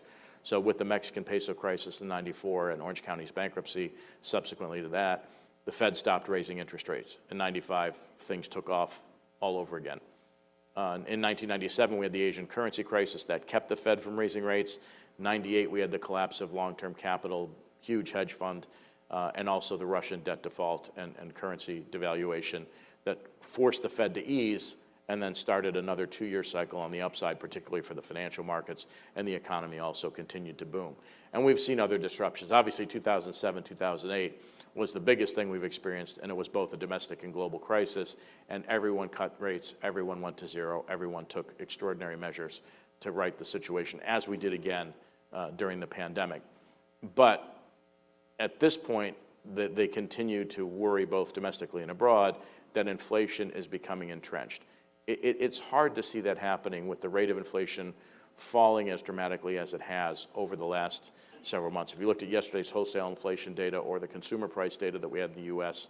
released a couple of days ago, and this is 2 and 3 days ago, pardon me, those numbers have come down appreciably from the peak and will likely continue to move lower. And if this process continues that we have right now, oil prices and gasoline prices, which are an enormous component of inflation, have fallen rather precipitously, but basically cut the price of oil in half from its peak of $120 when Russia invaded Ukraine. And we've seen other commodity prices fall rather substantially as well. So the cost of those particular items have come down. We're about to experience a flip in the price of residential real estate, and the way it's calculated in the United States in consumer prices, we use something called owner's equivalent rent, and it is very much a lagging number because rents only roll every year. So there's about a 12-month lag between the time in which these data are calculated and the time they figure into consumer prices.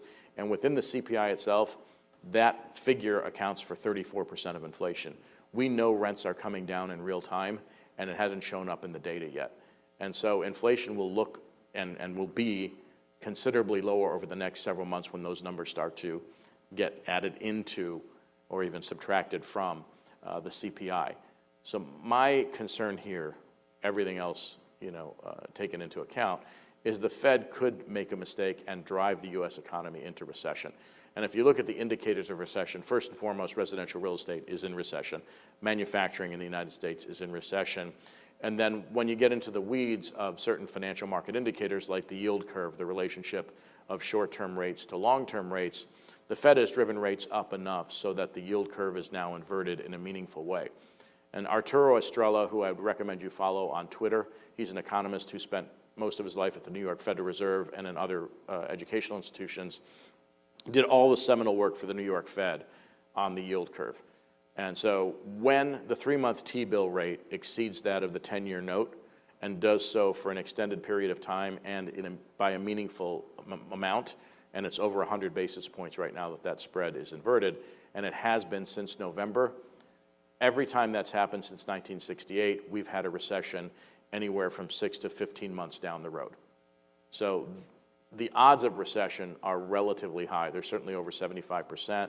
Now, that 6-month lag, and everybody keeps saying, well, the recession always seems to be 6 months away. Well, it was from November. So if you fast forward to May, that's about when we would see the first signs of an actual recession in the United States. And it could take a little longer than that. There are some lags in Fed policy as it affects different parts of the economy.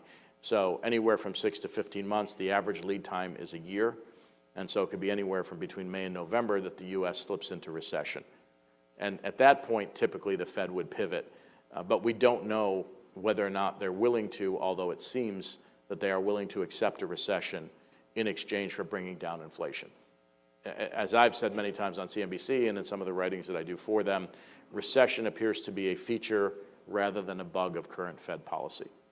And that's something that has me a little bit concerned because, again, we're starting to see the adverse impact of Fed policy on the banking sector, which is something we hoped would not happen. In fact, last week I was on a couple of different panels, and regrettably, and I went off my own script, which is typically to, again, argue that the Fed will raise something until it breaks.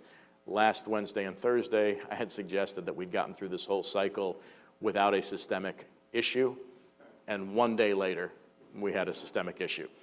And typically, when you throw in the towel on a long-held belief, that's typically when it goes against you. And so that just happened to me last Thursday and Friday. And now we're facing this set of concerns that, again, are not just domestic, they're also global. We don't know what other institutions have, these types of risks on their books. Silicon Valley, just to put a fine point on their situation, they had an enormous amount of uninsured deposits, and shockingly, their CEO, who was on the board of the San Francisco Federal Reserve, took the hot money deposits that they have. Corporate deposits are much less sticky than retail deposits, and invested in long-term mortgage and treasury securities. Now, here's somebody who should understand that if you do that while the Federal Reserve's raising rates, the principal value of those bonds that you hold will collapse, which is exactly what happened. So they had a balance sheet crisis. They sold $20 billion in securities at a $2 billion loss, and suddenly were undercapitalized. And we don't know why this happened, but Peter Thiel and other venture capitalists told their portfolio companies to pull money from the bank, and they did it via Twitter. So we had a Twitter run that was sponsored by the very venture capitalists who helped raise money for the firms who had funds on deposit at Silicon Valley Bank. We have no idea why this happened. We don't know what the motivation was. We know that the bank was mismanaged. We don't know why there was a run. So this is something that will unfold over time as more and more investigations take place. With respect to Signature Bank in New York, they had huge crypto exposure, and Barney Frank, of all people, was on their board, the gentleman who helped to write the Dodd-Frank bill after the great financial crisis to impose, kind of more strict limits on banking activities, also then turned around and lobbied the federal government to take some of those strictures off a bank like Signature Bank, on whose board he sat, and they too ran into difficulties because they were not being stress tested as aggressively as larger, systemically important financial institutions. So we're in the midst of a period where we're not quite sure how this plays out. And we certainly, or conceivably, are at risk for another couple of shocks before this is all over. I'm just kind of keeping an eye on markets here. It looks like, rather interestingly, the flight to quality that's taking place in U.S. Treasuries and to an extent in gold recently is also going into large cap technology stocks, which are now up. The NASDAQ's up 34 points, the Dow's down about 160. And so we're seeing all these distortions in the marketplace as investors are looking for safe places to put their money as this situation plays out. So we are going to go headline to headline for the next several weeks, with particular focus on the Fed next Wednesday. The odds-on bet, as I mentioned earlier, yesterday was that the Fed would probably not raise rates, but there are still a lot of people pushing for a quarter-point hike. so that the Fed continues its focus on inflation, even as it argues that they've ring-fenced the problems in the banking system and there's no contagion risk. My guess is if the Fed raises rates, we're going to start this process all over again and probably have another institution that would come into question, probably a regional bank. Maybe it's First Republic, and I don't like to use individual names, but they're under pressure today. Maybe it's some other name that we haven't heard. We don't know in the insurance space whether or not balance sheets are being affected by this. You know, insurance companies have very long-term obligations, and they typically buy long-term bonds and other securities that could have been knocked down in price, and certainly if you have a mark-to-market issue, that becomes problematic. That might be a bridge too far for now and too big a thing to worry about quite yet, but it does look like we're going to have to fight our way through the next couple of months, which is one reason why, you know, at this juncture, I don't make any long-term predictions about where we're going. My concern is we're going into recession sometime later this year. My shorter-term concern is that we have another event in the financial space, either domestically or internationally, that changes the outlook significantly. In the longer run, and I know John Maynard Keynes at one point said, in the long run, we're all dead. I don't, you know, ascribe to that as a way in which to operate while we're here. Warren Buffett has said it very clearly. In the long run, you know, betting against particularly the U.S. economy has been a fool's errand. We come out of these cycles generally stronger and generally in better shape than we go into them. And my friend Art Cashin, who's been on the floor of the New York Stock Exchange since 1962, who I trained under as a journalist, and he taught me quite a bit, told me long ago about an experience he had when he was training as a broker at the New York Stock Exchange. It was during the Cuban Missile Crisis, and the individual who was running broker training at the time asked all these young gentlemen, and at that time it was all young gentlemen, what they would do in the event of a nuclear war between the United States and Russia. And they all said they would sell stocks. And the instructor said, no, you buy them. Because if the missiles actually fly, there'll be no one to take your order. And if they don't, it's the buying opportunity of a lifetime. So betting on the end of the world, you not only have to be right, you have to be right on timing because it only happens once. And if you are right, you don't get paid. So we will get through all these different challenges that we have going forward. And of course, we have in the United States some political challenges coming up. We don't know who's running for president yet. We know who the candidates are likely to be. We don't know. We have no idea what the outcome is. We don't know how this is going to play out. We know that for the next 2 years, for all intents and purposes, we're facing legislative gridlock, which is why the Fed's the only game in town. There will be no comprehensive immigration reform. There'll be nothing on taxes, up or down. There will not be a lot of action outside of distracting hearings and things like that taking place in Washington. And then beyond that, there's still geopolitical risk with respect to the war in Ukraine, what China wants to do, rising tensions, not just about Taiwan, but rising tensions between the United States on the trade front with respect to things like TikTok and security concerns and all these different things that are going on right now between the two countries that are forcing relations into a much more tenuous situation. Probably not, at least at the moment, going to have a large impact on what we're doing, but still things that we constantly need to keep an eye on for those black swan events. Now, as I've said to somebody on Twitter a couple weeks ago, if you're identifying a black swan event, it's not a black swan.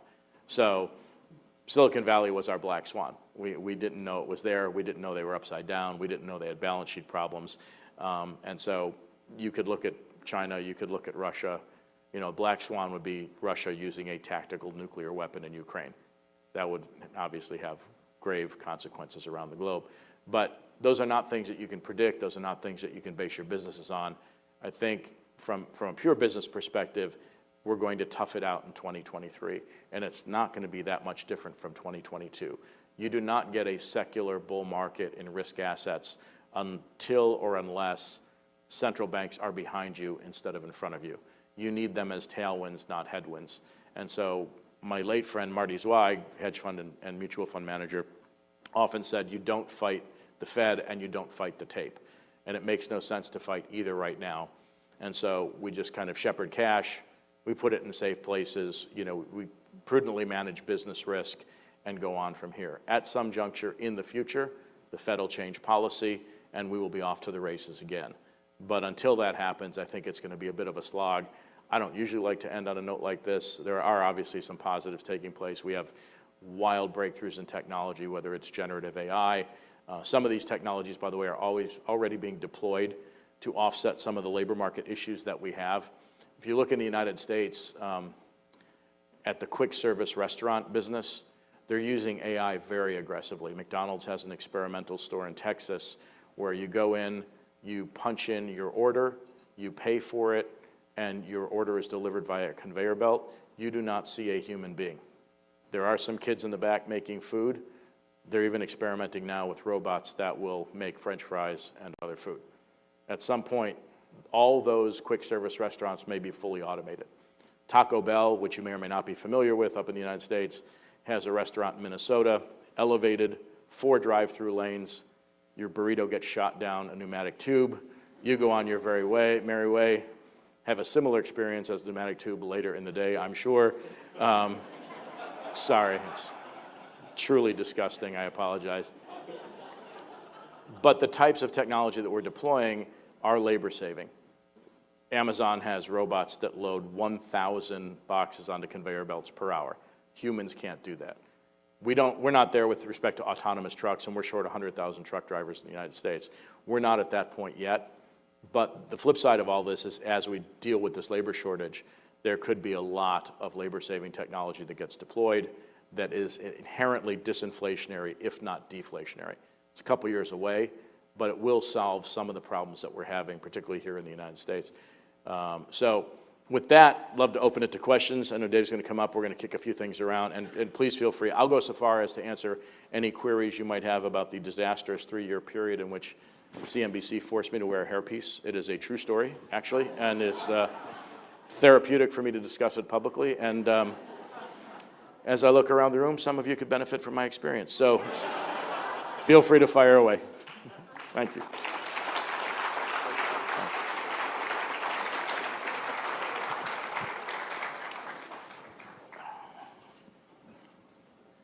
I think these will be very selective if they happen.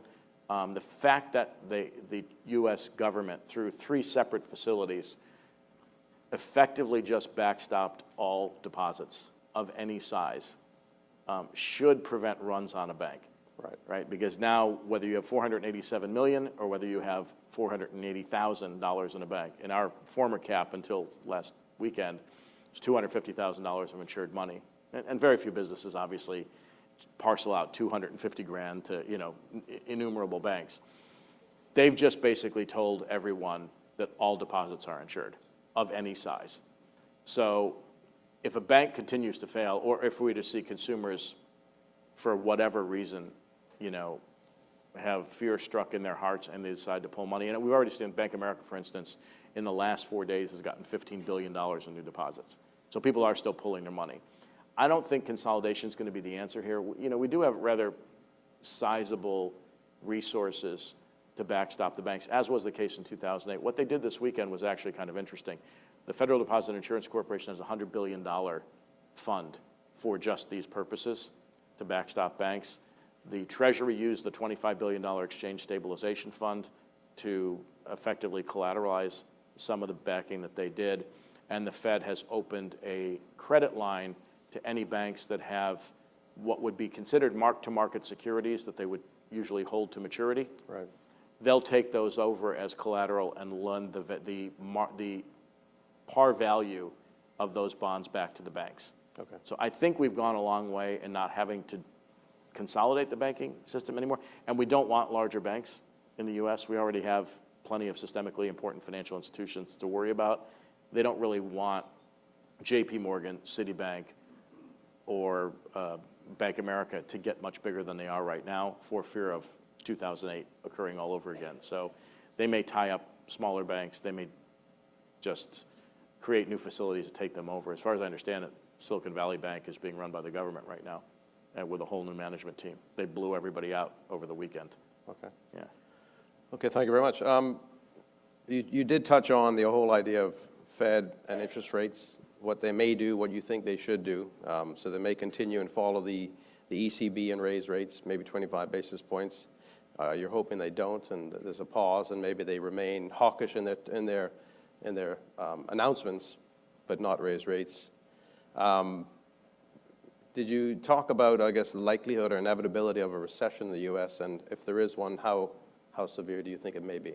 Yeah, I mean, that's the toughest call, right, is how bad does it get? I mean, and I think it's really dependent on how aggressive the Fed stays. If they really were to take the terminal rate above 6% while inflation is actually declining and purposefully drive up the unemployment rate, let's say to 5%, which is what everybody thinks it needs. Well, I should say everybody. Larry Summers keeps saying that we need to take the unemployment rate to 5% for 5 years to bring wage inflation down. Nonsense. Absolute nonsense, because again, the labor market is not just a function of what's going on in the rate cycle. We really are missing people, right? In 2021, the United States population grew at its slowest rate in the history of the country. Right. So we just ain't got, so you can drive the unemployment rate up to whatever you want. It doesn't solve our labor market problems. Our participation rate is lower than it was pre-pandemic. And so if they go to 6%, we probably have a moderate recession. If they blow something up, we risk a severe recession. And I think that, the jury's still out. I'm not betting this time that they're really going to blow something up. Like 2008 was a very, very different beast. Right. Right. You had credit default swap. I mean, you had collateralized debt obligations that were levered, in the trillions and trillions of dollars. You had a whole host of problems in the residential real estate sector, individuals speculating on homes, selling options on condos, buying options on condos, doing all kinds of crazy things. We had no credit standards whatsoever. We had what were called liar loans or ninja loans, no income, no job. You need no documentation whatsoever to buy a house at that time, and they were lending 125% of value. Right. That kind of stuff's not going on right now. It doesn't mean we can't have some sort of mini crisis, though, that exacerbates a recession that, again, maybe 3, 4, 5 months down the road. And with rates being where they are, it does give the Fed some ammunition to lower rates to mitigate a recession if they realize they overshot. And I think, and I wrote about this a couple of weeks ago, I think there is also an undercurrent here at the Fed, having been at zero in 2008 and having gone back to zero during the pandemic, and then adding a wide variety of different programs during the pandemic and then during the great financial crisis that didn't exist before. I don't think they ever want to go back there again, which I think while inflation and other issues are the reasons, and to a certain extent, the excuses that they're pushing rates higher than they might otherwise need to go, there's an underlying concern that when a recession comes around, they never want to go back to zero. They do not want to do zero interest rate policy. They don't really want to do QE, even though they're doing a little bit of it right now with the way they're intervening in the banking system. I think that they really want to avoid ever having that problem again. Because getting off the zero bound, as we found in 2018 and as we found again recently, is really, really hard. But they also don't have the same inflationary environment that they had then, where they couldn't get inflation above 2%. Now they're trying to get it back down to 2%. Do we have any questions from the audience? Sure. This gentleman right there. Yeah. Mike's coming. And if you just give us your name and political affiliation, I'll answer your question. Yeah. No, thank you. Thanks, Ron. Sure. Just going back to the point that you made about the backstop that the central banks are providing, I just want to understand your thoughts in terms of what other loopholes do you see? Because right now my understanding is that the pressure was just on the liquidation of those held to maturity treasuries. If that is taken away technically by the one-to-one par value lending, where do you see other possible loopholes and pressure and then the contagion that we are talking about? Well, if everybody has the same problem, right, the Fed can't buy all securities, right? I mean, they can't step in and buy everybody's hold to maturity bonds. At least practically they can't. Theoretically they can, right? There's no theoretical limit on what the Federal Reserve can do. So from 1996 to 2006, I spent a lot of time at the Fed talking to Alan Greenspan and other Fed officials when I was full-time at CNBC. And we had some pretty interesting conversations about what the actual constraints were on the Fed balance sheet. And at the time when we were talking about real estate, for instance, Greenspan had told me if they wanted to, they could buy houses. They could buy furniture. They could buy whatever they want to increase aggregate demand, or in the case of this situation, they could buy as many bonds, presumably as they want. It would be a hellstorm, a firestorm, if they took their now $8+ trillion balance sheet and bought trillions of dollars worth of bonds. So there are some open questions as to how they would resolve a burgeoning crisis and whether or not how much more they could take on in terms of buying bonds when they're in the process of selling them, or at least letting them roll off the balance sheet with QT. I'm not sure what the next step is, right? If it were to spread well beyond what we have right now, I mean, obviously rates would get lowered, and if you lower rates, the principal value of those bonds snaps back, so it takes all that pressure off. That would be the vehicle through which they'd start to make those balance sheets right themselves. So I don't think I don't think in this political environment in particular, they could take on much more, many more assets. They'd have to do something else. So my guess is they lower rates really quickly, bonds rally, and that mark-to-market risk goes away, at least for some period of time, until the next round. But having said that, Silicon Valley Bank was maybe the single worst managed bank that we've seen in a long time, right? To go long mortgages and treasuries when the Fed's raising rates and you're on the board of the San Francisco Fed, I mean, you know, China deals with this type of mistake a little bit differently than we do. And I argued during the corporate crisis in 2003, I think I said this, I was on The View, which is strangely enough, I opened for Mark Anthony, which is a very weird place to be if you're a business journalist whose the next act is going to be the most popular singer in the country. No one paid attention to anything I said. But, you know, in China, if you had that kind of corruption like we saw with Enron and others, it was in the back of the head. Obviously, they should be examining this person's behavior very, very closely because he wildly mismanaged that bank with the knowledge that he should have had. Any other questions from the floor? Desmond?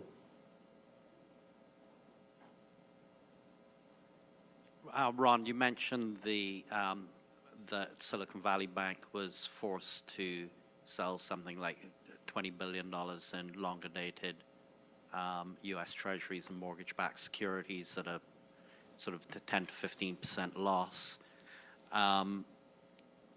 From what I've read, the main reason why there was a run on the bank is that some people noticed, deeply buried in the footnotes, that they had this unrealized loss. The balance sheet showed these securities held at their maturity values, but not marked to market. Right. Do you think, from talking to people like Roger Altman, do you think that in the same way that we had Dodd-Frank and so on, that there will be a change in the legislation or accounting rules to make banks mark to market any securities that they hold on their balance sheet? Not right now. So we suspended mark to market in 2008, right? In fact, the whole world did, right? Because every bank would have been insolvent in the United States had we gone. It was FASB. I can't remember exactly what the number was.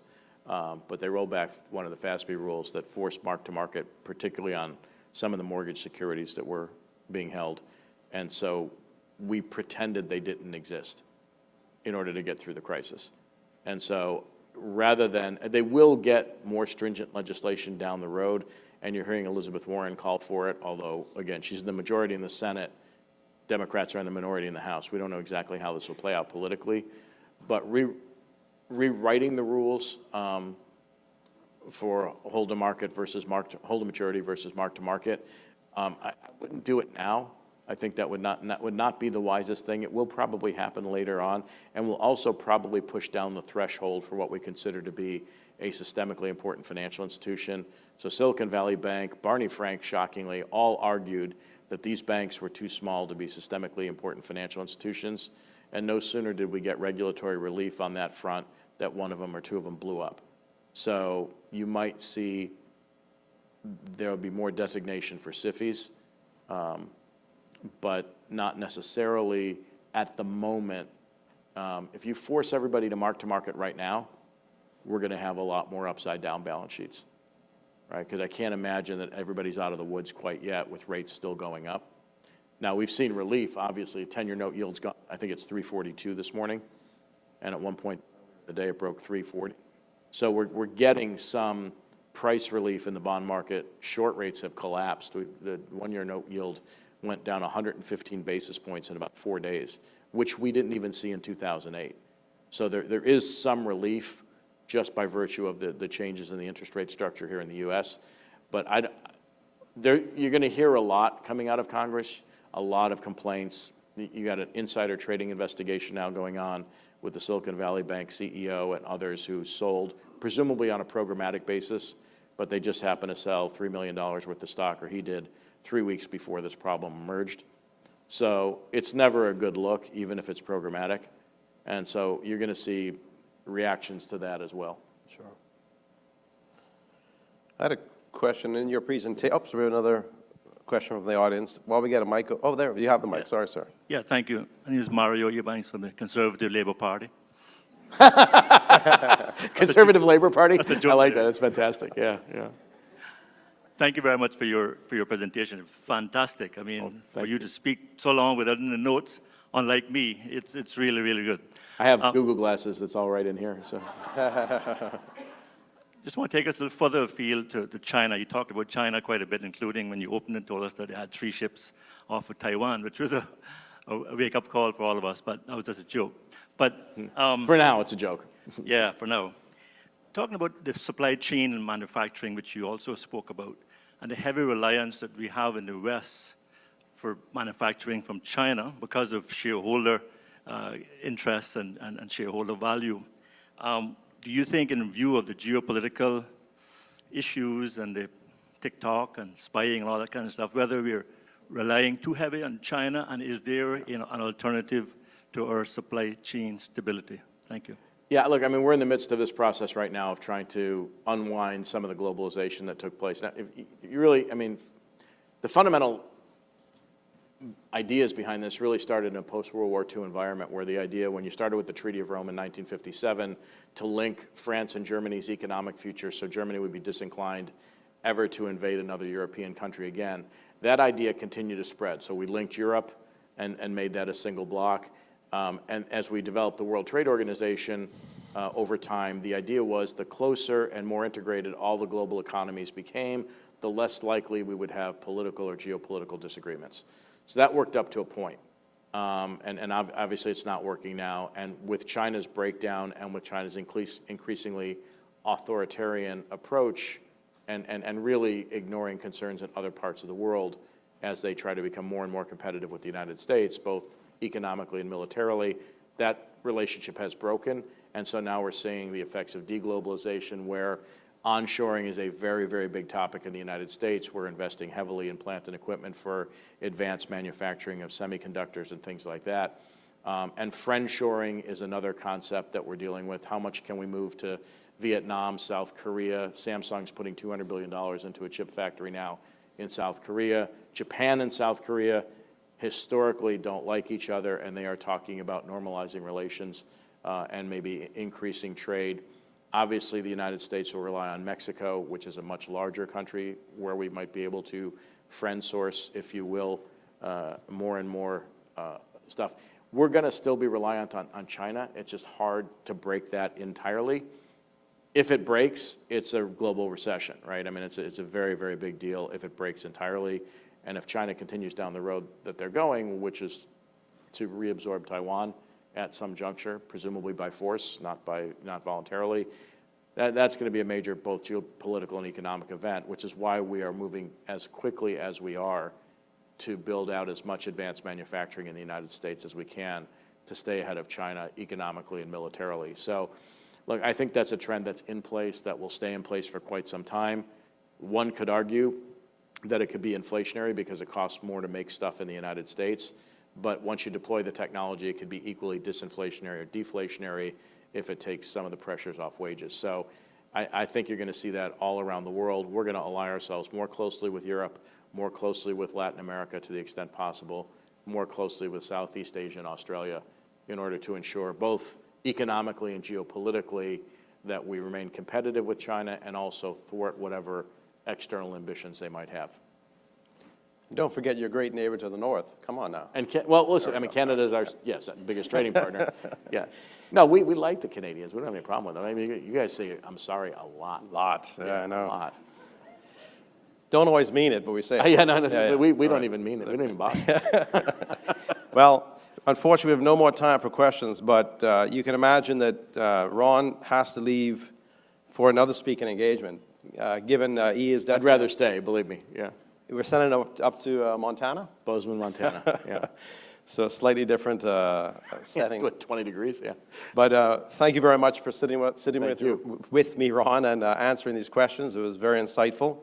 And at this point, we'd like to thank Ron, and let's give him another round of applause. Thank you so much. Thank you. It's a pleasure. Thanks, Great job. Thank you. Yeah, man.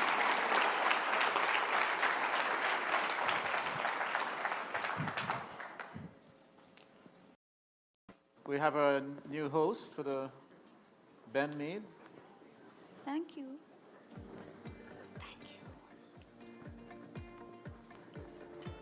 He's a senior manager communications at DART.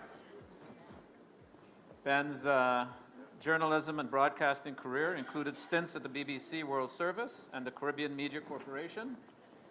He is former news director at Cayman 27 before making the transition to public relations and corporate communications, and still keeps his ears to the ground as a political analyst and commentator. Welcome. Please welcome Ben Mead. Thanks, Ron.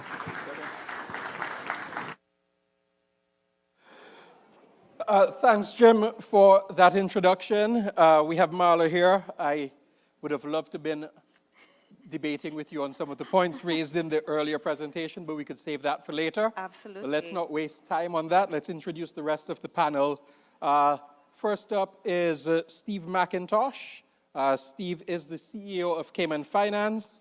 He's originally from Scotland. He began his career with the global accounting firm KPMG in the United Kingdom before relocating to the Cayman Islands in 2001. In 2004, he founded the financial services recruitment specialist firm CML and later virtual coaching startup CareerPoint.com. Ladies and gentlemen, Steve McIntosh. And to Marla's left, we have Julian Morris. He's a Cayman-based economist and policy analyst with 30 years' experience working with think tanks, businesses, and governments. His work focuses on the relationship between governance, innovation, and sustainable development. Julian's recent work includes studies on the role the Cayman Islands plays in facilitating economic growth and good governance, the potential effects of a global minimum corporation tax, and bottom-up mechanisms for reducing carbon emissions, among others. Ladies and gentlemen, Julian Morris. Okay, so let's push straight on in. Steve, you're here representing the local financial services industry. Now, for years, we've heard that this global minimum tax is coming in and it's going to have harmful impact on jurisdictions, tax-neutral jurisdictions like the Cayman Islands. Setting aside all theoretical data, you're in the industry. What's that impact now expected to be? Is it what we feared at the start? Well, first, let me caveat my remarks in a couple of ways. Someone earlier today referred to us as experts. That was definitely, in my case, a gross overstatement. I'm reasonably well-versed, but certainly far from an expert. And the second thing I should say is that my views don't necessarily represent the views of the Board of Cayman Finance or the members. At least that's according to a WhatsApp message that I got from Conor O'Day just moments ago. So I thought I should throw that in. I was actually hoping you would go to Julian first so that he could do the heavy lifting of explaining what global minimum tax is, which I thought might be useful. So just in case, as a quick refresher, I'll try and boil down 10,000 pages of turgid legalese into 2 sentences. But the global minimum tax is an initiative by the G20 and OECD, which aims to harmonize a minimum tax level across nations and deal mainly with profit shifting activity for multinationals. So there is a threshold, which is 750 million euros of revenue. So only companies, multinational companies, so companies with activities across borders, with revenue above 750 million euros are caught by this. There were two pillars. The first pillar was to do with allocating profits between the countries that companies operate in. The second pillar was to do with the level of taxation on those profits allocated. So does that do it justice? Have I missed Absolutely, anything? well done. Okay, so the idea is that across the group, the company has to pay at least 15%. If they don't pay 15% in any particular jurisdiction, then they have to pay a top-up tax, which would be charged in another jurisdiction. So obviously, I don't speak for the Cayman Islands government, but just to let you know, the current position on global minimum tax is that the Cayman Islands supports both pillars. We don't plan to implement any kind of corporation tax of our own. I'll come to what our competitors are doing in a moment. But it means that any companies that are caught by this, that have operations or entities in the Cayman Islands, would potentially pay a top-up tax in another jurisdiction. Okay? So in terms of how this might affect the Cayman Islands financial industry, we often think about the financial industry as one thing, but it's really not. It's a bunch of smaller industries. And I think understanding the impact of global minimum tax on the Cayman Islands, you kind of need to go sector by sector. Luckily, that's not as difficult as it sounds. So we normally think of the financial industry as 6 main sectors, and we can take 3 off the table right away. We can take off funds, structured finance, and trust. Funds and structured finance can be taken off the table because financial instruments and funds are specifically excluded from global minimum tax. Trust can be taken off the table because they're not companies, so they can't be multinational companies, so they're not included. So next, we would have banking. The banks here make most of their money from commercial loans and investments. They're not making commercial loans to multinational companies, so far as I know, and multinational companies don't have large deposits with local banks, so banks very unlikely to be affected. That really just leaves insurance companies and reinsurance companies. So insurance companies, you could break down into a few different categories. You've got Class A insurance companies, the likes of Brit-Cay, Island Heritage. If you look at Brit-Cay, they're owned by the Colonial Group, which is headquartered in Bermuda. They have revenue of around $500 million, according to the latest accounts I could find online, so they're below the threshold. So most Class A's, as far as I know, won't be caught. You then have captives. Most captives make what's known as a 953D election to be treated as a US taxpayer, which means that any implications of global minimum tax would fall on the United States, not on the Cayman Islands. That leaves reinsurance companies. Many reinsurance companies have also elected to be treated as US taxpayers, therefore not impacted by global minimum tax here in the Cayman Islands.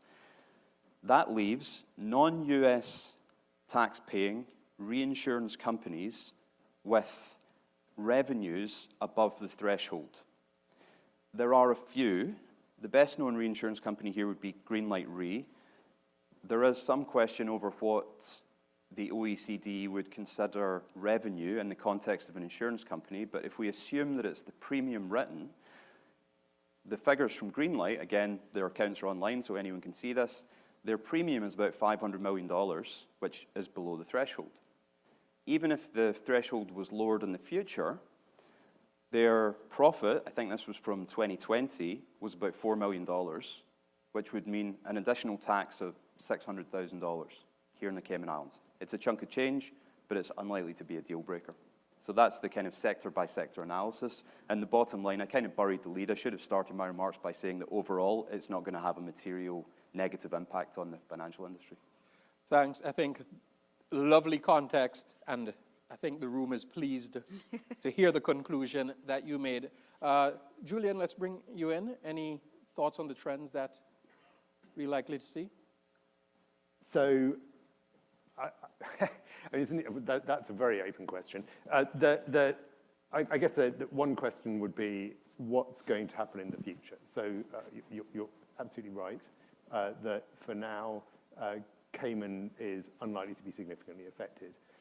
I actually think that going forward, it's very unlikely to be affected. The only circumstance under which it would be affected, I think, is if they significantly reduce the threshold or change the rules. Those are the dangers, and I think we need to be wary of that. but for the moment it's not a big concern. We've got to remember that the initial aim of this tax was to repatriate profits to the US, as well as to some European jurisdictions like Germany and France that have seen significant profit shifting. And this tax will probably do that to some degree. I mean, but the caveat is that several of the jurisdictions to which profit or from which profit shifting has occurred have chosen to adjust their tax rates so that they will capture the taxes. So Ireland's already announced that it's going to raise its tax rate to 15%. Bermuda's talking about implementing a 15% tax. Bahamas are talking about introducing a 15% tax. So it's not clear that the global minimum tax will achieve, from the perspective of the US and those European jurisdictions who've been pushing for it, will achieve its objective in that some of the countries that have, if you like, benefited from the profit shifting will now benefit from at least in the short term, from the taxes that arise from that. I would add, though, that to the extent that the introduction of those taxes in some of the low tax jurisdictions causes issues for companies, that might benefit Cayman, in that Cayman will remain a pure tax neutral jurisdiction. It's not going to introduce any tax on corporate profits or any other related tax, and therefore could become more attractive as a domicile. I'm loving the way we're ending these responses with lots of positivity about Cayman. Marla, before I move further, you want to get in on You that? wanted positivity. I'm looking for realism. Are you going to burst our balloons? No, you know what? I just have a fear that the OECD and the EU, who are the main sponsors apart from the US of this global minimum tax, is going to use this as another mechanism to point fingers at jurisdictions like us and say, you know, you're not doing what you're supposed to be doing. That's my fear. Maybe it's just a PTSD kind of fear. But when you look at the fact that already the existing frameworks we have around money laundering, anti-money laundering, and then tax with the OECD, whatever action they've taken around blacklisting and grey listing and whatever hasn't worked, because more and more money is laundered every year, more and more tax losses occur every year, so it means their approach is not working, and yet they blacklist us and expect that to solve the problem, when really, according to the Tax Justice Network, the largest tax secrecy jurisdiction on earth is the United States of America. If the problem, like my kids say to me, that's a you problem, not a me problem. You know, if they are the largest tax secrecy jurisdiction on earth, then why would you concoct this entire global drama of making so many countries sign on to this global minimum tax when you're looking at possibly 80 companies globally and $250 billion? I think it's a bit of overkill, and I think that part of the reason why they've done this is really to make sure that they capture countries and hold us accountable for things that they don't hold themselves accountable for. That's my fear. I hope that it doesn't work this way, but I just can't help but think that they would look for any opportunity to continue to penalize smaller, weaker jurisdictions for any reason, even for no reason. That's a trend that's likely going to continue, and we pick back up on that in a bit. But Steve, if I could ask you, looking at all that you explained and the realities that Julian explained as well, Cayman's reputation has always taken a hit, and we've done a good job as promoting it as a tax-neutral jurisdiction. What's the reputation of Cayman as a financial services center? Well, it's very good among the people that it needs to be good with, I think is the short answer to that. I think it could be better among the global public, which obviously we have to do what we can to change, because it's the view of the global public that moves the politicians that can cause us problems like Marla's talked about. But I think with respect to global minimum tax specifically, there are a couple of potential benefits for the Cayman Islands, which Julian alluded to. One is that our direct competitors, the two best examples would be Bermuda and Jersey, have both said that they plan to implement corporation tax systems of their own to exploit the global minimum tax for their own fiscal benefit, whereas the Cayman Islands is not doing that. And the problem that that gives them is that they now have to implement an entirely new tax system in the case of Bermuda. If you were a country doing business between the United States and the Cayman Islands, all of the additional effort that results from global minimum tax would be carried out in the States by existing experts who know the system extremely well. You wouldn't want to have to hire a whole new army of experts to try and unravel a brand new tax system. That's going to be millions of dollars for most of these multinationals, and that alone could drive business out of those jurisdictions.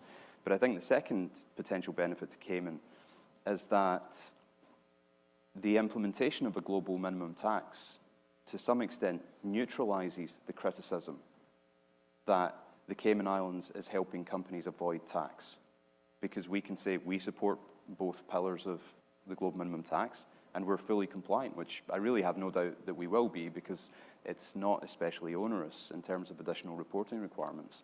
So I think that gives us another string to our bow, if you like. And you know, over the last the GDP numbers that Marla shared earlier kind of show how these various initiatives that have been implemented that have affected us, like the AML list through the FATF, our economy has continued to grow. In fact, it's really thrived. Mm-hmm. And those two things are somewhat related, because all of these initiatives that we comply with take criticisms off the table one by one. And so overall, I think the global minimum tax could be a very positive development for the Cayman Islands. Share that sentiment, Julian. I know you spend your time digging deeply on a lot of stuff like this.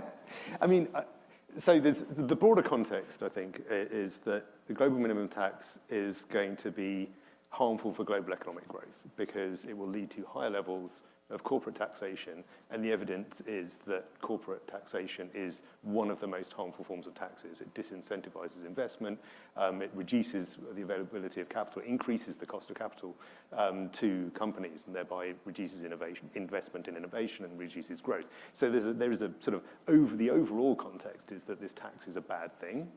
However, I somewhat agree with Steve. From Cayman's perspective, to the extent that we've been targeted as a jurisdiction that facilitates tax avoidance by corporations, and to the extent that we're just saying, look, we're completely compliant, all of the corporations here are in compliance, there is nothing to see here, go look elsewhere because this is not the problem. It does help sort of alleviate mute the attacks from organisations like Tax Justice Network and you know the EU Tax Observatory and others who keep on banging the gun. But rest assured, those people are going to keep on pushing for the first of all a reduction in the minimum amount that requires that entails being in scope. So right now it's 750 million a year in annual revenue. That is going to fall if they have their way. And at the same time, they've been pushing for a higher minimum tax, which would have more adverse consequences. So, I mean, Cayman, I think, is going to be certainly fine out of this, with the one caveat that it's going to affect global economic growth, which ultimately will have a dampening effect on Cayman growth, because we're kind of a global interconnector of capital. So if the world doesn't grow, at some level, we don't grow. So looking at shifting away from who the real power brokers are. I know there's some moves. For example, in November, the UN General Assembly's Economic and Financial Committee adopted a resolution that effectively gives the UN a mandate to monitor, evaluate, determine global tax rules, and support the establishment of a global tax policy. Marla, would this be a fairer system? Do you see this as something attainable? Because we know the OECD likes to set the rules. Well, I think that, first of all, the OECD, designs its policies to support its member countries, and small countries like us, we are not members, right? And the OECD was a major sponsor of this global minimum tax. And what they had done was they had said to the non-member countries, don't worry, when we're designing this Pillar 1, Pillar 2 thing, we'll invite you to the party so that you can have your say. And then they locked the doors and they did it themselves and said, here, look, this is what you need to do, right? And so what happened was the African Union countries lobbied the United Nations and said, we would like this resolution where the United Nations takes over the global tax governance role because, you know, developing countries are excluded and we're not at the table. According to one of the African heads of state, he said, we're not at the table except for dinner. We're the dinner. And so this appeal was made at the United Nations, and initially the G20 countries didn't want to support it, for the UN to take over this global tax governance mandate. And then basically the UN said to the G20, when they didn't want to support it, they said, really, you don't support inclusion and fairness? And of course, then the G20 was shamed into supporting it.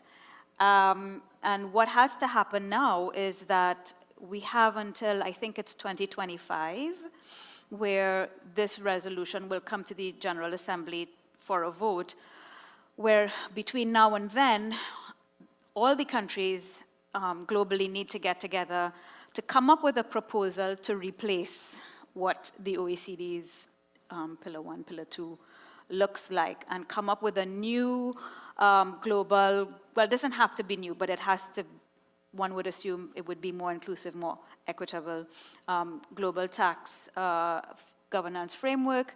And then hopefully all countries would have been part of putting it together and therefore will support it at the United Nations General Assembly. And if that happens in 2025, then it means the OECD will no longer have this role of global tax governance, and the UN will now have this role. And so at least at the UN, we have a vote, whereas at the OECD, we do not. So one can hope that this will come to pass, and that then, therefore, the views of small countries, developing countries, will be expressed and will be heard in matters going forward. Is that a hope or a dream, or do we actually believe that things can shift that way to become more equitable, or will it still be the larger countries controlling? Well, the fact that the resolution was passed in November of last year, I think, is reason for hope. But what has to happen now is the real work, where the countries have to come together and come up with a proposal that all countries can get behind and vote in favor of at the UN General Assembly. Now, it means countries like us in the Caribbean, Cayman is not a member of the United Nations in and of itself, but part of the UK. It means that all the member states in this region have to be at the table to help design something that they will then support. I am hopeful that they will support it, but also at the same time, I'm a little bit jaded and a little bit pessimistic, because even on the issue of blacklisting, that we know affects most countries in the Caribbean, to the point where Belize at one point was so heavily de-risked, even the central bank did not have correspondent banking in Belize some years ago. CARICOM, with all of that, has only ever issued one communique on the issue of blacklisting, and that's the sum total of what CARICOM has ever done to push back on blacklisting. In July of 2020, there was a CARICOM Heads of Government meeting on the 4th of July, and a communique was not issued on blacklisting until October. They took that long to agree on the wording of this communique. And so I'm a bit worried that CARICOM will not act on behalf of this region and help to drive the creation of this proposal that we need to support at the UN General Assembly. But at the same time, individual member countries can also go it their own way and support and participate in the process. But I will say that whether or not we support, this is probably going to be the last chance. And if we don't support, well, as we say in Trinidad, we like it so. You know? Julian, if this is the last chance, I don't know. Is there fear that there's something that will throw a spoke in these plans, any of these agencies of influence? So I think there's a couple of concerns. One is who actually gets to determine the policy if it moves to the UN, who influences that. I mean, I did a lot of work on global trade issues, went to lots of WTO meetings and so on in the 2000s. And my experience it was that there were, in those meetings, many of the NGOs that were really opposed to trade were giving advice to smaller developing countries that was not really helpful.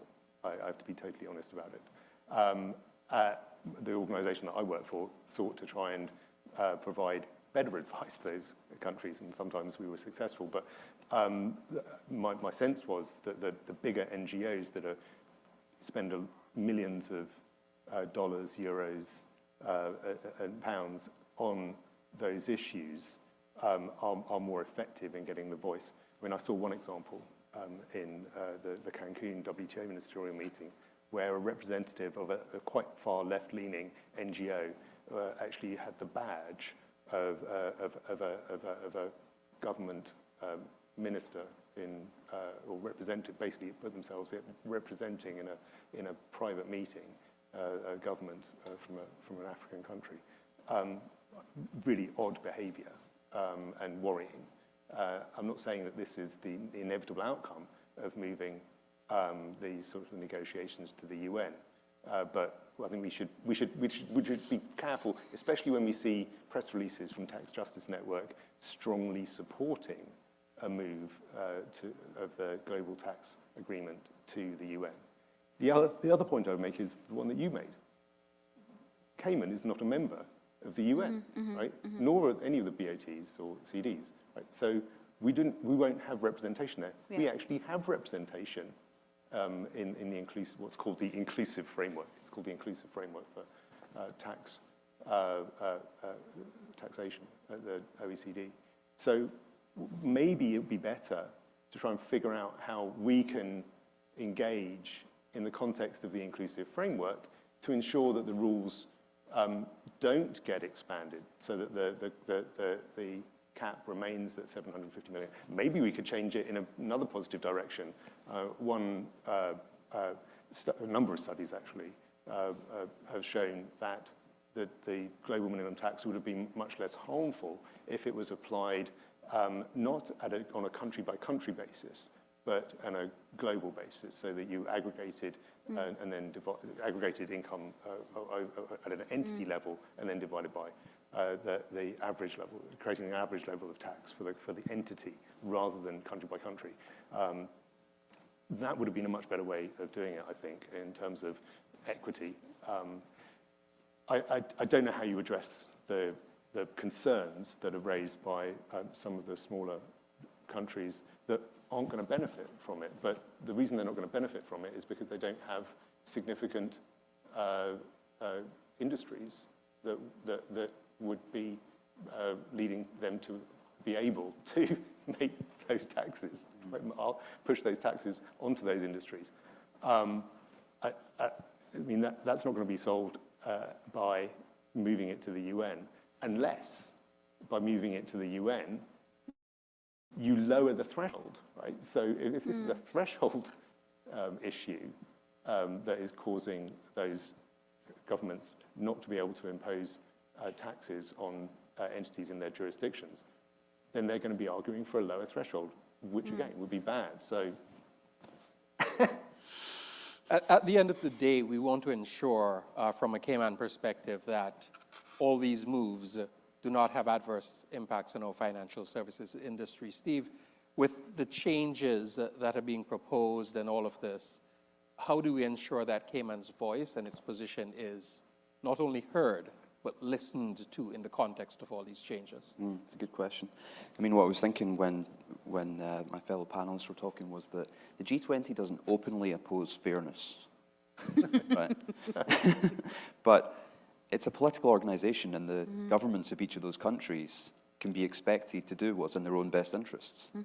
I'm a bit skeptical about whether the change to the UN as the global taxation regulator or framework provider, if you like, would happen, because I think it's a long way from that, and really the resolution didn't create a mandate for that to happen so much as for a paper to be written and for it to be discussed at the next big meeting in Q4 this year. But to answer your question, I think the best protection we have against this is that the Cayman Islands business model today, realistically, doesn't really depend on tax structuring or tax avoidance. It's just not a part. If you look at our big industry sectors like funds, structured finance, and trust, it's really just not. It's not a part of the puzzle. They're scoped out global minimum tax.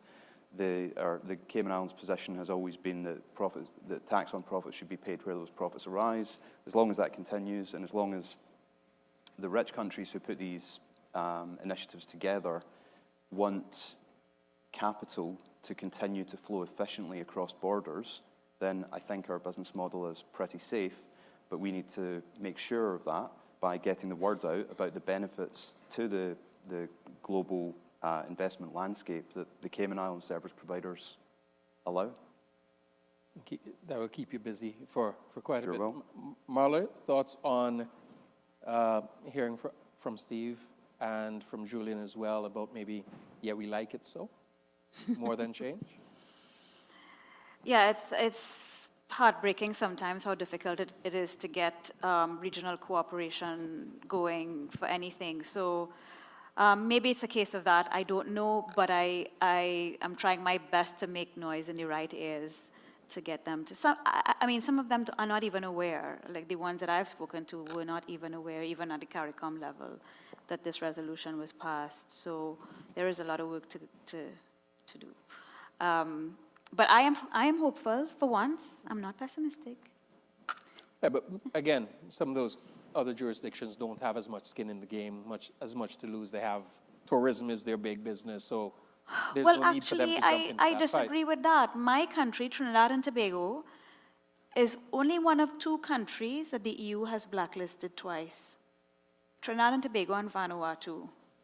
And the point I'm making when I say that is that some of us are so badly affected by the actions of the Europeans, and I mean the EU and the OECD, and then the Netherlands has their own blacklist, France has their own blacklist, the UK has their own blacklist. You know, they just, as we say in Trinidad, you know, they're going down on us, right? And the thing is, unless there is some global arbiter like the United Nations that has the weight like the United Nations that can say, I got this, and no, you can't do that independently of what we're doing here. You can't just unilaterally jump up and decide you're going to do your own tax assessment. I'm the one handling that now.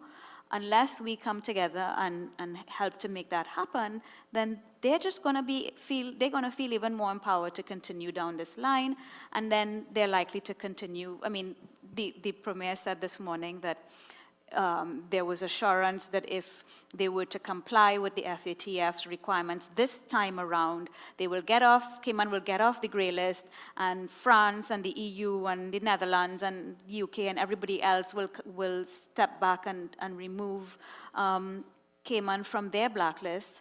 But then the FATF can come along and say, hey, we have another requirement, which is what they do all the time.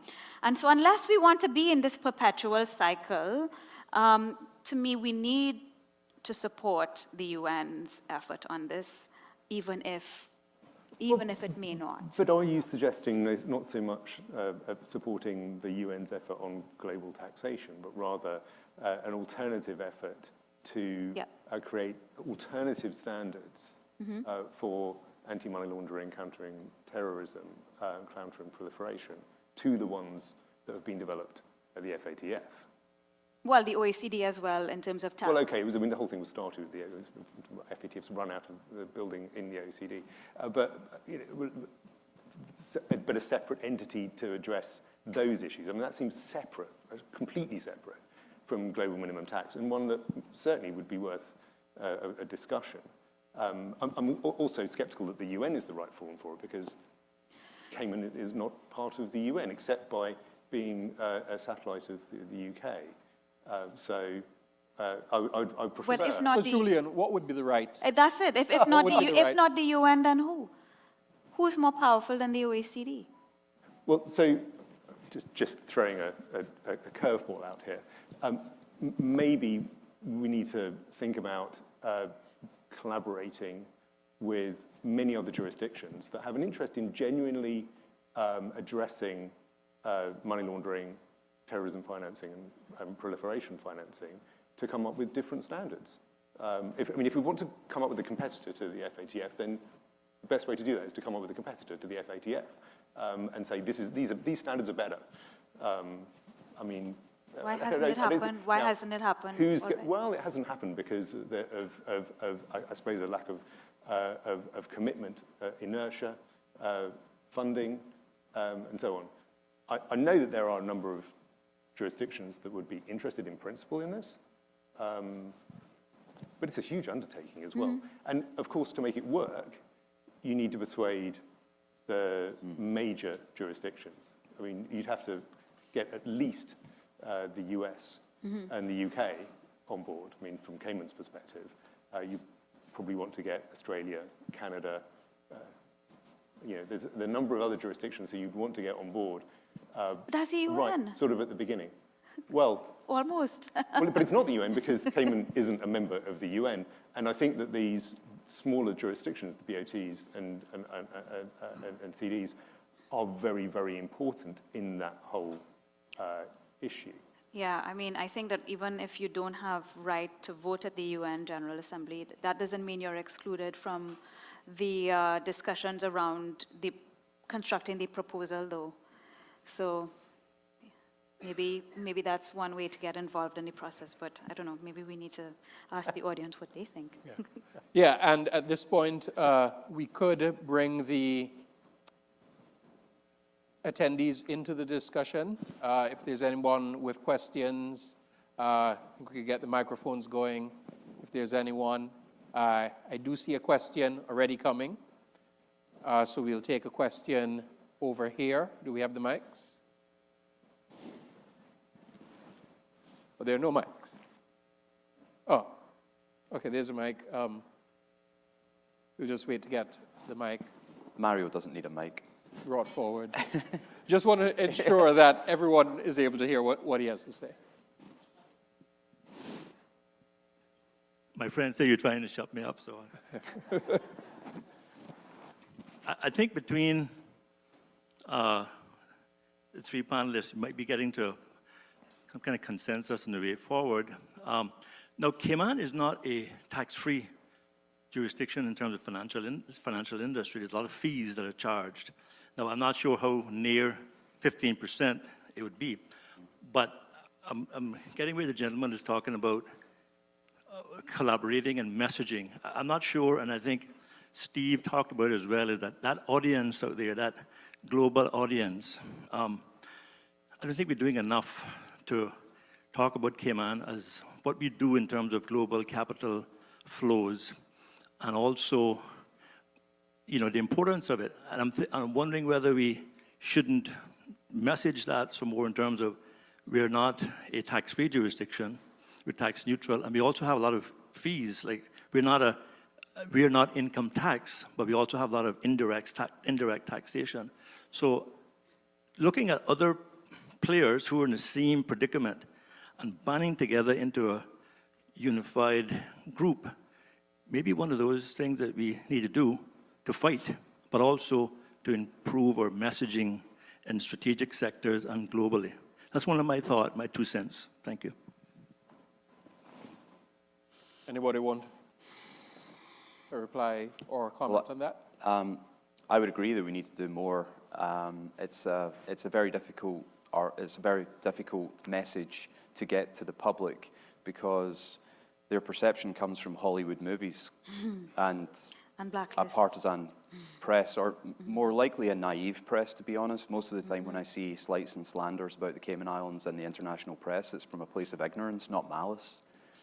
So there's a lot we can do to push back on that. There's less we can do to push back on Hollywood scriptwriters and going up against them with a relatively small budget when they're raking in billions of dollars in ticket sales is a difficult task. But I think it's one we can do more on, but there isn't a lot of sympathy, I think.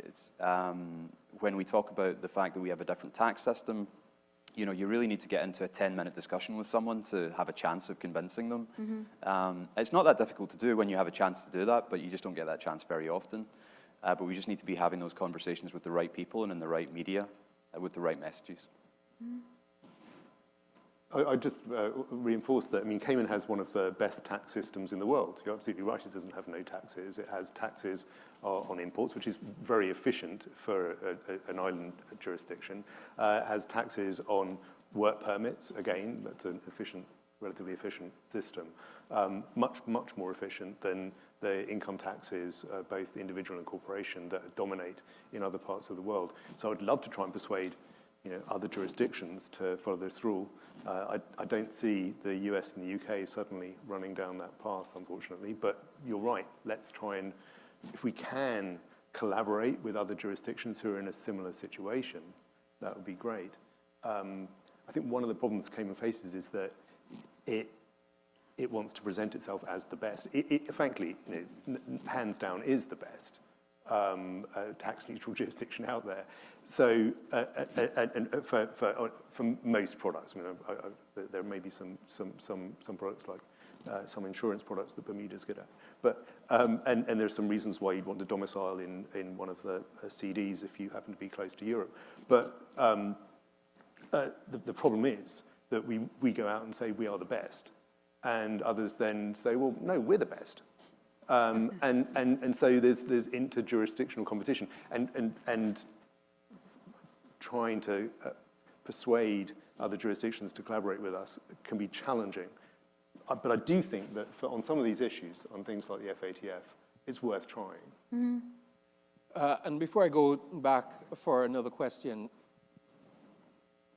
Steve, how does that position an agency like yours, Cayman Finance, that represents the industry, when you're out there seeking partnerships, but they're looking at you possibly with envy that your model is the one that they're also trying to steal business from? You mean low tax competitors? Yeah, other competitors that are fairly like-minded. I know there are no other pure tax-neutral ones that follow exactly what Cayman does, but some of the CDOTs, for example. Yeah, I mean, that's part of the problem, and I wouldn't worry so much about the CDOTs, the so-called CDOTs, Crown Dependencies and Overseas Territories, which is mainly Jersey, BVI, Guernsey, and the Isle of Man. I wouldn't worry so much about them as Ireland and Luxembourg, because they're around the table. They're in the EU. Yeah. And many of the papers written by our friends like Gabriel Zuckman and others that investigate so-called tax havens, actually the main culprits that they point to are countries like the United States and Luxembourg and Ireland, and yet the picture is a Caribbean island. Yeah. So I'm much less worried. I think that Cayman has a relatively, I hesitate to use the word unassailable, but in certain sectors we have a relatively unassailable position so long as we do things right. We can maintain that as long as we make good decisions, and we do everything we can to maintain that position. I'm much less worried about closer competitors who have their eyes on those sectors, because they have really struggled to gain traction. And what we have now in most of our key industry sectors is critical mass and a history of political stability and fiscal sustainability and all those things, and just the expertise that's here, that is almost impossible to replicate. It's almost impossible to import. As long as we do everything we can to protect it, we should be fine for the foreseeable future, absent any dramatic changes in the OECD or United States. Thanks. Before I ask for some concluding remarks, I think there was another question.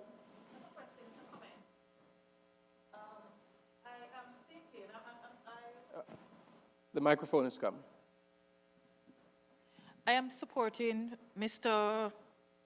Mario's point because I'm thinking if you consider the persons who are benefiting the least now from the current taxation system here, what power they are carrying in the UN, I am thinking that we should not be looking to them for the support, but instead a group of like countries who have similar challenges to enforce. The UN is where we should be looking, but if you think politically who are benefiting the least now, the question would be, are they willing to back such a move?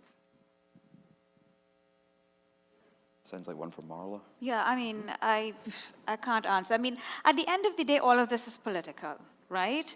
Even the blacklisting is political. Even the fact that we have this global minimum tax is political, because if they really wanted to address these 80 companies of over 750, they didn't need to go to the whole world and make us all sign up for this to do that, right? So I think it all boils down to politics, and unfortunately, that's an animal I don't really understand.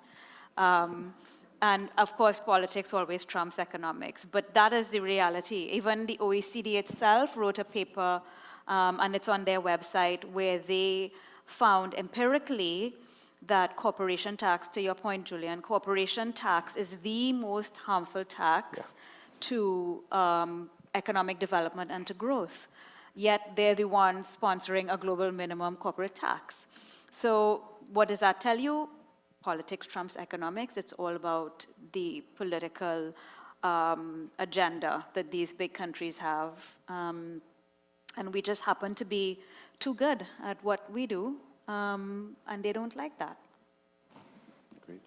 Okay, let's give an opportunity for some closing remarks.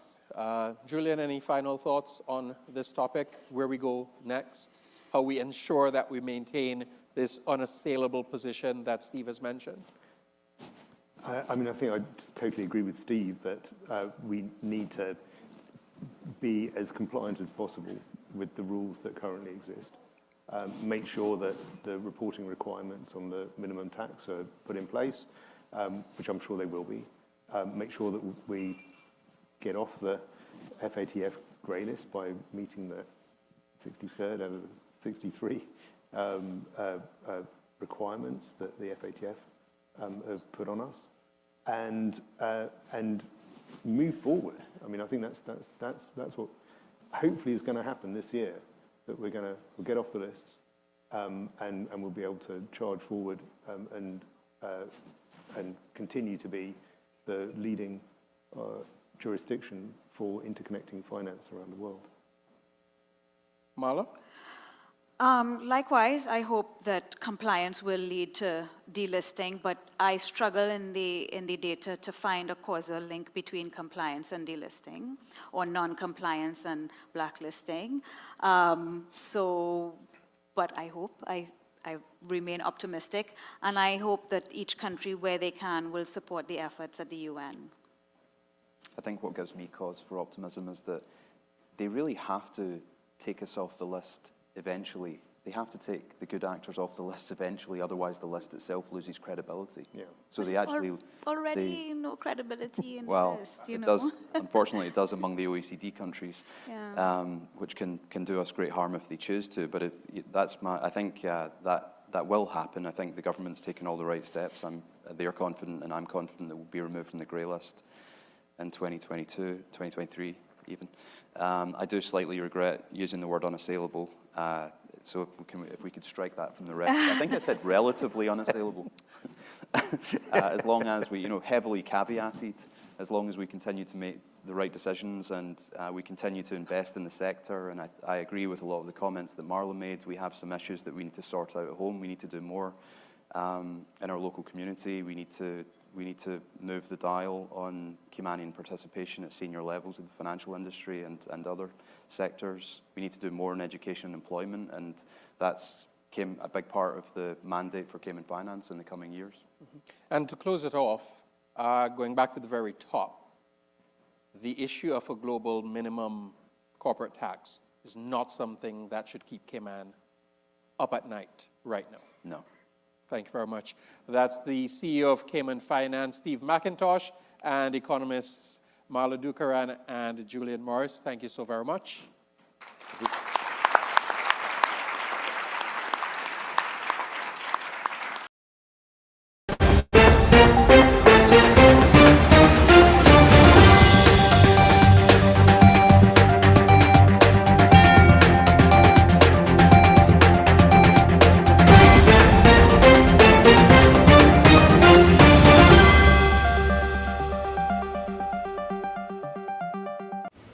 Hello, I'm Kevin Watler, and this is your CMR Daily Buzz. Here's a summary of some of Cayman's latest headlines. The Department of Environment said that while it's uncommon for sargassum to accumulate on the west coast of the island due to winds predominantly blowing from the east, it is not unheard of. The department issued a statement after receiving a call from a concerned member of the public regarding an abundance of floating seaweed, sargassum, and jellyfish at Governor's Beach. The Royal Cayman Islands Police Service said it has received numerous reports of persons receiving strange phone calls from what appears to be overseas phone numbers pretending to be working with various banks and other financial institutions. The callers have been informing persons of fraudulent activities on their accounts and requesting banking details to assist with solving the problem.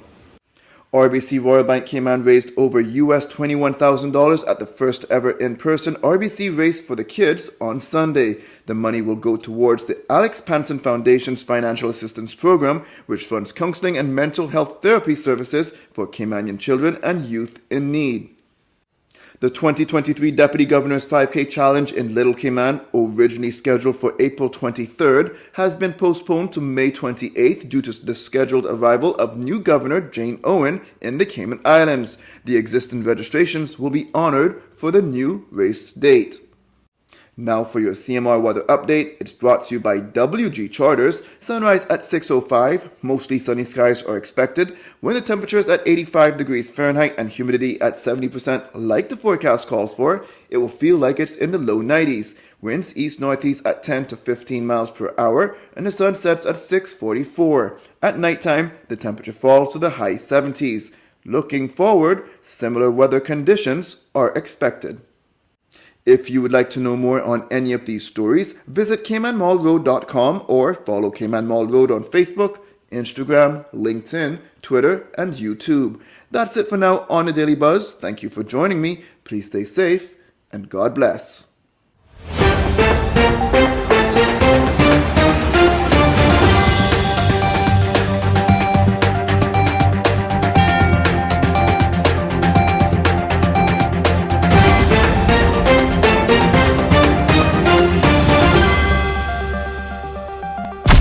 Thank you for tuning in to another episode of The Cold Hard Truth on Bobo 89.1 FM. Cayman's #1 talk show is live weekdays from 7:30 a.m. Never miss an episode again. Watch anytime on CMR's Facebook and YouTube channels for the latest show episodes. Don't forget to follow us online on our social media channels. And visit CaymanMarlRoad.com for all the latest news and community happenings.